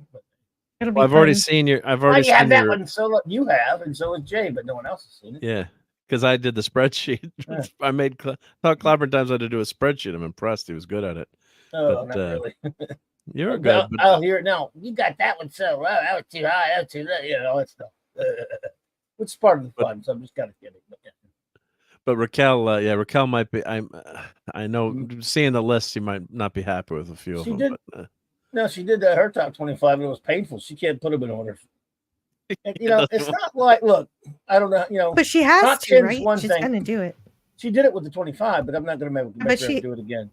We're not gonna get her 79. You can get her 25 from the old show, but she doesn't want it. She's not. I'm ranking every one of them. I saw that show already. I want her new list. But, well, I can take it up with her if she wants to. She can, but that would be how long it would take 2 people to do all 79. It took a while, yeah. Well, then, I guess don't double explain episodes. I guess is the only way. But the whole thing, but 2. I never planned it for 2. This is me. But I mean, she doesn't want to anyway. So okay, never mind then. Yeah. Thing is, it's not like you love like number, for example, that much more than you love number 18 or something. You love them as much until you get into that rarefied area of the top 15, the top 20, the top 10, you know, obviously in the top 5, but still. Yeah, I have like a top 36. I've got them ranked, so I'll put it to you like this, it doesn't really get, my rankings don't really get low and savage till a small bottom chunk. So there's a lot of great and good and really good, and you know, it's not going to be as savage as you think, but yeah. Exactly. That was the weird thing about season 3. There's a lot of bad in there, but it's not really that bad. There's a lot of bad. Yeah. It is, but it's no. It's not as terrible as you think. Oh, you're you're roboting Clobber. No, maybe you're better, not Clobber. Yeah, Clobber Times. I'm getting rid of this goddamn mic. Yeah. So I have no idea why it does that. It's still doing it. Now you're okay. Oh, you're better good, now. You're better now. Hello, Sean Carter. Hey, Sean Carter from Mars. Yep. Well, so Jay check out. Does it every night, so you know, and I'm enjoying him doing that. I'll comment on everyone he does because he's reviewing one at a time. He's a softie, and yet it's weird. This is the one time I give far higher ratings to great episodes than he does. When it comes to everything else, I'm the one that gets accused of hating everything. J-Man is the kind of guy that gives a complete reverse. He loves everything. He's easy on stuff. This time, if you look at so far where he is, he's now in the 2nd season. My ratings are way higher. Yes, I love him way more than he does. He loves it. Then in terms of Star Trek, yeah. That's interesting. So far, some ones that he went super easy on Alternative Factory. He did that, but on the other hand. Oh, we lost. Clobber, maybe his mic. His mic went out again. Yep. I think it's a connector on the mic. Yep. You don't hear me? No, we lost you for a few seconds. Yep. God. Now you're back. We need a new one. Yeah, I did. Why? We want well. That's a pain. Yep. But all right then. I'm gonna destroy this thing. Yeah, well, when you get the new one, then you can destroy it. Yeah, but not until wait. You got some shows to do this week. Yeah. I don't think I need to do any more shows. I'm so pissed. No. And I might not do any more tomorrow. Don't say that. Go ahead and get this one over with. Sean Connor says, thanks, Mark. I'm editing the final reveal of the Galactica. Awesome. I can't wait to see that. That looked really cool. And that was a 78 kit, I believe, or it's a kit from way back when. So it's a 40-plus-year-old kit, which is awesome to finally get the chance to build. And Sean was adding lights to it. And I've got to learn how to add lights to my models, too, and take it up a notch. But, yeah, that's a lot of fun. Yeah, great work. Yep. Now, Mars, he's actually got a USB mic. So it's just USB 8. Like that. It's got to be a cable. But it is probably the connector is messed up. Oh, and RT&Z just gifted a membership. Hey, Your old toys got it. So let's play something awesome for RT&Z. Superman. You have to set an example even in the face of stupidity. Now, everybody that reads comic books knows that Kirby's Silver Surfer is the only true Silver Surfer. Would you like some toast? Some nice hot crisp brown buttered toast. So thank you for that, RTZ. Much appreciated. Thank you. I'm glad your old toys got that one. So it was good someone was actually in the chat and got it this time. Yep. So Lisa's got to go. So good night. Yeah, Mars Muck. It's not a XLR. No, it's a USB. It was one of those kit mics you can buy. XLR is the old fashioned three wire, black, red, and is it white, or but it's a three wire. So it's very simple. But that's what they've used it for like 100 years. Yeah. And let's see. Sent it to me via X. Let me check here. See if I got it. And I can. Let's see here. Let's check my messages. Sean, is this okay to show, or are you going to wait to your reveal? Which I think you probably should wait to your reveal. But if you want me to show it now, I will. But that looks totally incredibly amazing. Love to have something like that. That's super sweet. So yeah, I gotta 3D print I gotta buy the there's some great STL files out there at the Galactica. I should buy that sucker and print that. Yep. So Sean said go for it. Go for it. Okay. Yep. All right. Just always want to check because never wanted to show something. So let me do open link a new tab. Let's open image a new tab. Image a new tab. There we go. That's the trick. This looks gorgeous. Yep. Damn those Cylons for attacking it. So let me share my screen here. There we go. Look how cool that is with the lights and everything. And the Galactica really didn't have a lot of lights, if I'm remembering the show too, which I think you explained, Sean, right? Which makes sense. So, but that's especially that adds a nice touch. And you were actually drilling the holes, which is really cool work. So you had to drill these. But yeah, the real Galactica. But this this one, well, I did get the Christmas ornament. Where's my? What's hanging up there? It's hanging actually above. But I did get the Hallmark ornament this Christmas season, which was gorgeous. So, fleeing from the Cylon tyranny, the last Battlestar Galactica leads a ragtag fugitive fleet on a lonely quest, a shining planet known as Earth. Sorry, get carried away when I see it. Yep. I love that show. Let's see. I'm trying to press the button on. He went across the room to get his. Oh yeah, it actually just lights up. It just lights up. I thought it would speak with the Galactica. You can push the button and it lights up. But the Christmas ornament. The Christmas ornament, yeah. But what's nice about this kit, this kit wasn't made for lighting, so Sean actually had to do a lot of work and actually had to drill a lot of these holes. So I really appreciated watching that part of the video where you had to do all that work and light it and make it work. So because new kits are designed for lighting, and somewhat sometimes they're designed for lighting. But Sean always goes above and beyond whatever the kit tells him to do. Yeah. It's amazing. Yep. So great stuff. So thank you for sharing that. And everyone go check out Sean's channel. His link is in there, and go support him and sub to him and watch those because God, I love watching those model building ones. And they're not as easy to do as you think too. When just to put the videos together, it's not easy. So then you're gonna build the stuff too. So, but so everyone check out Jill's channel later tonight, playing some Laser Shoot Larry, which is an all-time classic toxic game. I love that game, but it's fun toxic. Yeah, looking for love in all the wrong places. I think that was the first game. Yep. So here's Jill. Thank you for putting those links in there. You're welcome. And that's is that where your game is going to be? Retro Reels and Games? No. This is Sean Carter's channel. Oh, that's Sean's his other channel. Yeah, his other channel. My link's been posted in the chat like it's the same one. Times, yes. 2 or 3 times already. It's fine. Yeah, no, I just want to make sure you didn't have a gaming channel that I didn't know about. Yeah. So, yep. So, okay, thanks. Yep. No, that's Sean's. That's Sean's. Yep. Okay. So thank you very much, Sean, for sharing that. That was really cool. Thank you to Jill again for being here. Thank you to Courtney. Check her out on 70s Rock Fan tomorrow. I think 5:00 Eastern. And Clobber Times, you said you're doing your. You'll be on with Jamie. If I decide to even stream anymore in my life. Well, don't say that. We'd be very lonely. Well, this weekend makes 15 years. That's enough, isn't it? Wow.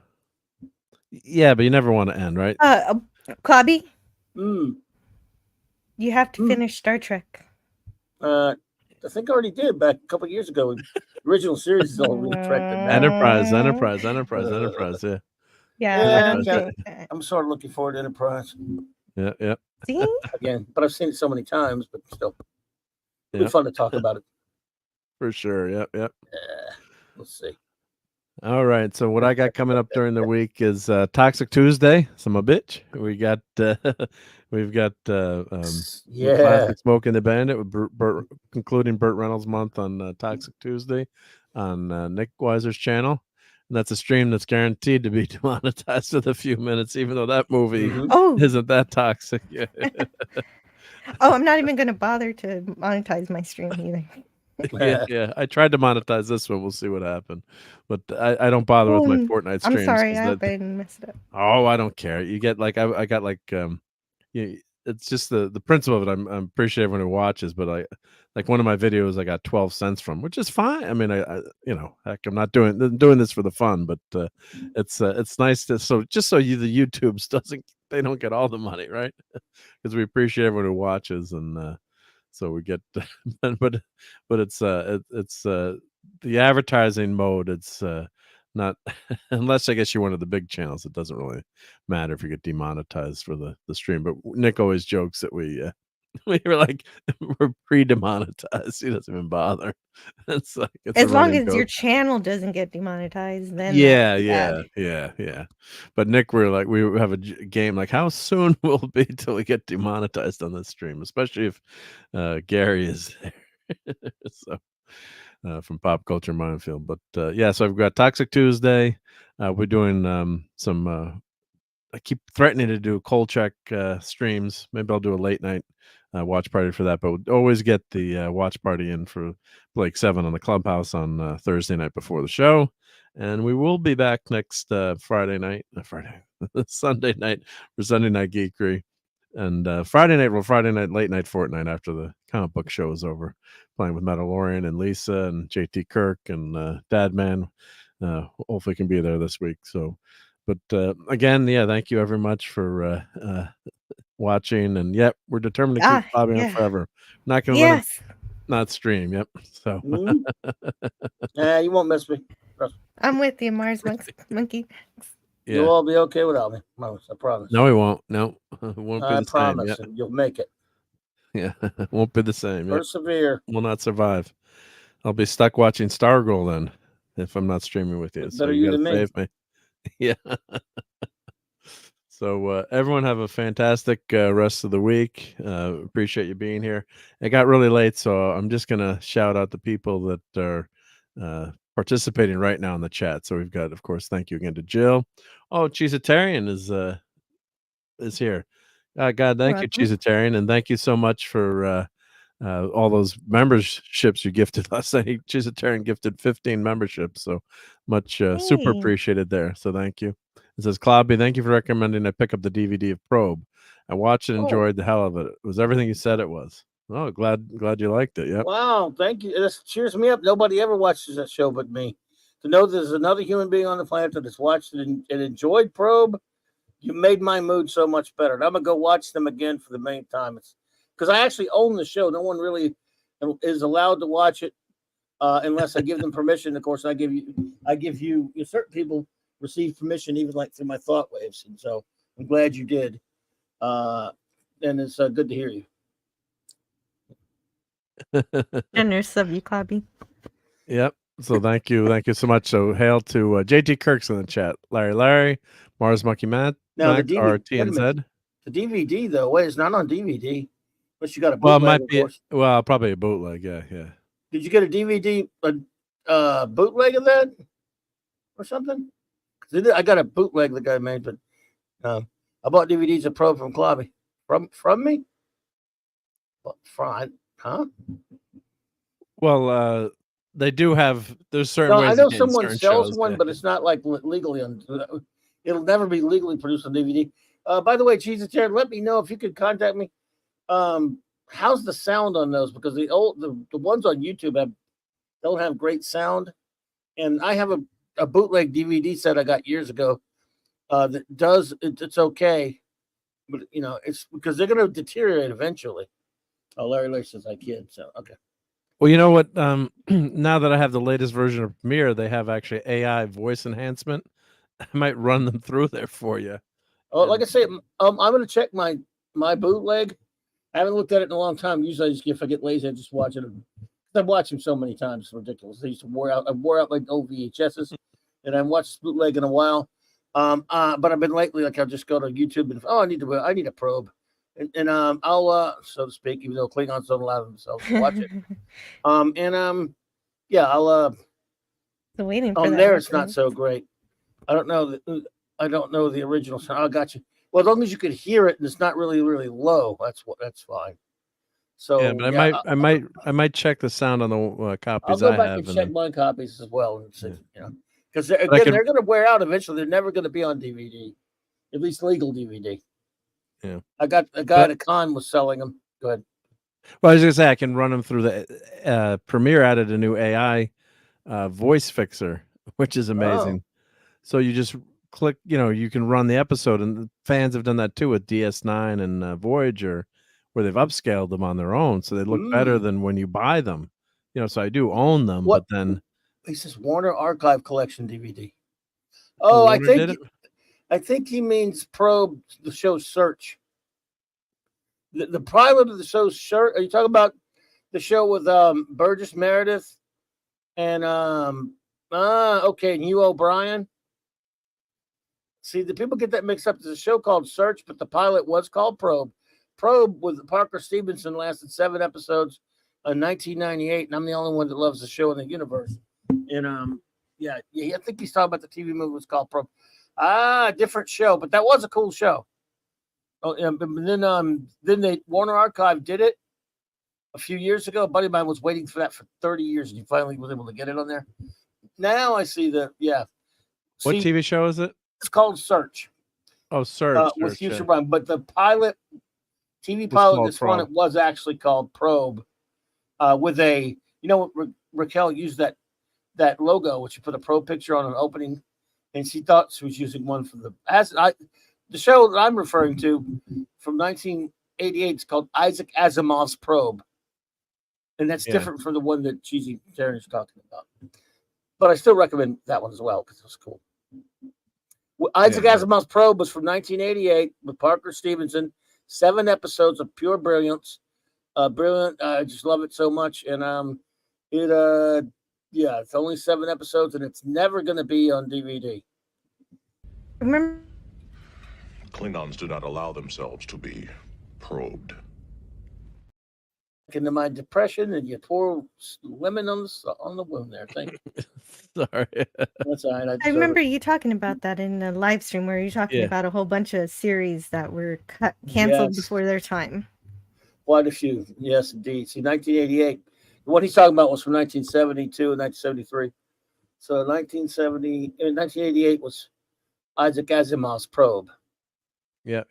So here's He's basically it's a science detective show. He's this inventor. He's like the smartest man. He's like the smartest man of the 20th century who owns this big company called Serendip that assigned, but he hates it. He doesn't like corporations, so he stays in his warehouse and then down to the end of the town. And he solves murder mysteries by science and scientific mysteries, and just didn't last. It only went because they put it up on a terrible time slot. They only made about 7 of them. It really says 8 there because of the pilot. They're counting the pilot. I think it's really actually 7. Shows what Wiki knows. I need to go there and correct them. Yep. And well, you've heard me. But they did show it on Sci-Fi in the 90s, so that's where people probably get the copies from. Yep. Yeah, well, actually, but they butchered it and pissed me off. They cut stuff up. Which only you know. True. and the only people unfortunate enough to know me know, because I bitch about it so much. You can find them on the YouTubes. Actually, you can find these episodes on YouTube. Right, they're on YouTube, and also some company does sell a bootleg online. I've seen it on there before. I just don't know if they have the same bootleg as I do. When the Sci-Fi Channel first started in 1992 or whatever it was, they had a series called the Sci-Fi Series Collection, where they showed short-run TV shows. But it's nothing shorter run than this one, just about except for QED, which was 6 episodes. But yeah, this is see, there's the difference. The one to the right there, that one says Probe on the right of that. That one there, that's the one that became Search as a series. And look, they got it mixed up right there. It says Probe series. 1988. That's wrong. Yeah. That's wrong. And see that picture of Probe right there with the they got that wrong too. Probe in the as the anagram or whatever was for the old show. This was that was for this show, right? Yeah. This was just called Isaac Asimov's Probe. Yeah. No anagram. Yeah. And I remember when I walked, I was walking out the door to go to work, and I kept seeing commercials for Isaac Asimov's Probe, and I said, "That's Parker Stevenson, the Hardy Boys guy." I don't want to watch that. I don't care about the Hardy Boys, but I saw Isaac Asimov's name attached to it, so I recorded it, and then just couldn't believe how great it was, the pilot, and then I went. That was when I was opening my comic shop up, and I was in transit doing all that, moving on to the Baton Rouge to go open my shop, but when I opened it up, and this only that's all 7 episodes, and it was over. It was only on Friday, and you met Parker Stevenson Thursdays. In 2014, I went to Pensacon. He was there, and I walked up to his table. He actually had a picture from it, and he said, when I went and started talking about it, he said, "Well, no one ever talks about the show with me. I almost never put this picture out. You watched that show?" And I said, he told me he really enjoyed it, but no one, the people know him from Baywatch, from Hardy Boys, North and South, and some other stuff. He said, "I never put this picture up," and started talking to him about it. And he was blown away that somebody cared about that. And he, actually remember the show. He said, "Oh, I had a great time on it. We just didn't, when I was to sell it, he didn't remember a lot about it because it was 1988. He's a cool dude. He gave me his card. He said, "Well, he said, I told him I had a podcast and I wanted to interview him sometime." He said, "Here's my card. Call me." That we spent the whole weekend. We stayed at the same hotel. We got together a couple of times, and I helped him do his panel. And he was, and then later we got together. We had breakfast a couple of times and hung out with him and Michael and Melinda and I. And he was really cool as can be. Great dude. He said he only accepted that invite to that convention because his father had served in the Air Force at that base in Pensacola. And then about 6 months later, a buddy of mine saw him at a convention in South Carolina, and he said he didn't have any more of that picture. He tried to get that picture from because my buddy likes the show too. And he mentioned me, and I can't believe he remembered me. He told my buddy told him about me, and he remembered me from Pensacon. It's weird. Well, yeah, because you helped him out, and cool you did the interview with him. That's everyone really loves Clobbering Times too. Yeah. He was married to Kirstie Alley for a while. I don't know if you knew that. Yeah. And Clive Revell, the first Emperor Palpatine who got changed from the movie of Empire. I think he was in an episode. 2 episodes. You're talking to the world's only probe expert. You probably know more about the show. The only than Parker one Stevenson. Yeah. I've watched I can quote everyone backwards and forwards with my garbage memory. Search was a decent show too, though. It was a cool show. Search also inspired by Asimov, probably not created by him. Yeah, I don't know if it was inspired by him or not. It was just a detective show that used weird technology, like at the time was considered to be very futuristic, but it wasn't a science fiction show. Okay. Yep. All right. Well, that was awesome to hear. Yep. So thank you, Taryn. Yeah, that is a great story. I enjoyed it. Yep. The TV movie is good stuff, dude. Yeah, I'm glad you liked the Probe TV movie. Yeah, it's not mine. Not my show. Go check it out if you haven't watched it. Clobbering Times is making everyone watch Probe. I never do that. Never do that. Damn it, Mark. Probing all right. I like it, JT. So let's get out of here, but we're going to do a probe special someday. We're all going to get probed, and we'll do it. We'll do a special on that. We got to do it on your channel. So we'll one have day I'm Worf just gonna there do a too. show where I talk about it and just spoil it all because no one will ever Yeah. watch it. Well, let us know when you're going to do it because then a few of us will watch the show. Well, it's only 7 episodes, so Yeah, we can watch it pretty quick. do it all in Or we one should do it on the show. Clubhouse, or you probably want to just do it on your channel. Just Nobody's gonna want to listen to that. Let's be honest. yeah. Well, they might want to do, if you get people to watch it, we do watch parties, but I'll get I Parker listen to Stevenson you to all come on. day, so I don't know what the hell Oh, you're you're talking too about. kind. I tell you what, I'll get Parker Stevenson to come on and talk with us about it. You know, sometimes Yeah. I'll lurk J-Man. I have no idea what the heck you guys are talking about, but I enjoy listening. Wow, thank you. Well, I lurk on yours all the time. I'm usually in the daytime though, and I'm always out on the road. But yeah, I love you guys talking about Star Trek. So. Yep. Imagine that, huh? For sure. Yep. That makes sense. Get you through the day. Yep. All right, everyone. So now we're really going to leave, but let me Sorry. say thank Good you. night, everybody. Oh, that was awesome. Mars Monkey Max, JT Kirk, Cheese Turn, who's still here. The last few people. The Stream Elements Bot, Larry, TZ Burton, and I said Mars Monkey Max, but if I didn't shout you out, but much appreciated.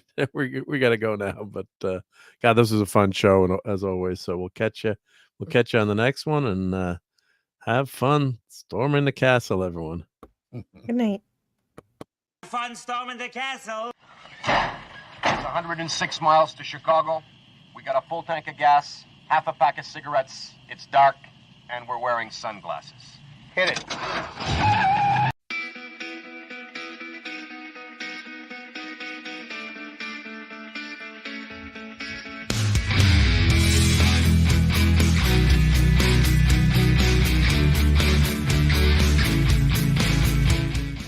You're still here?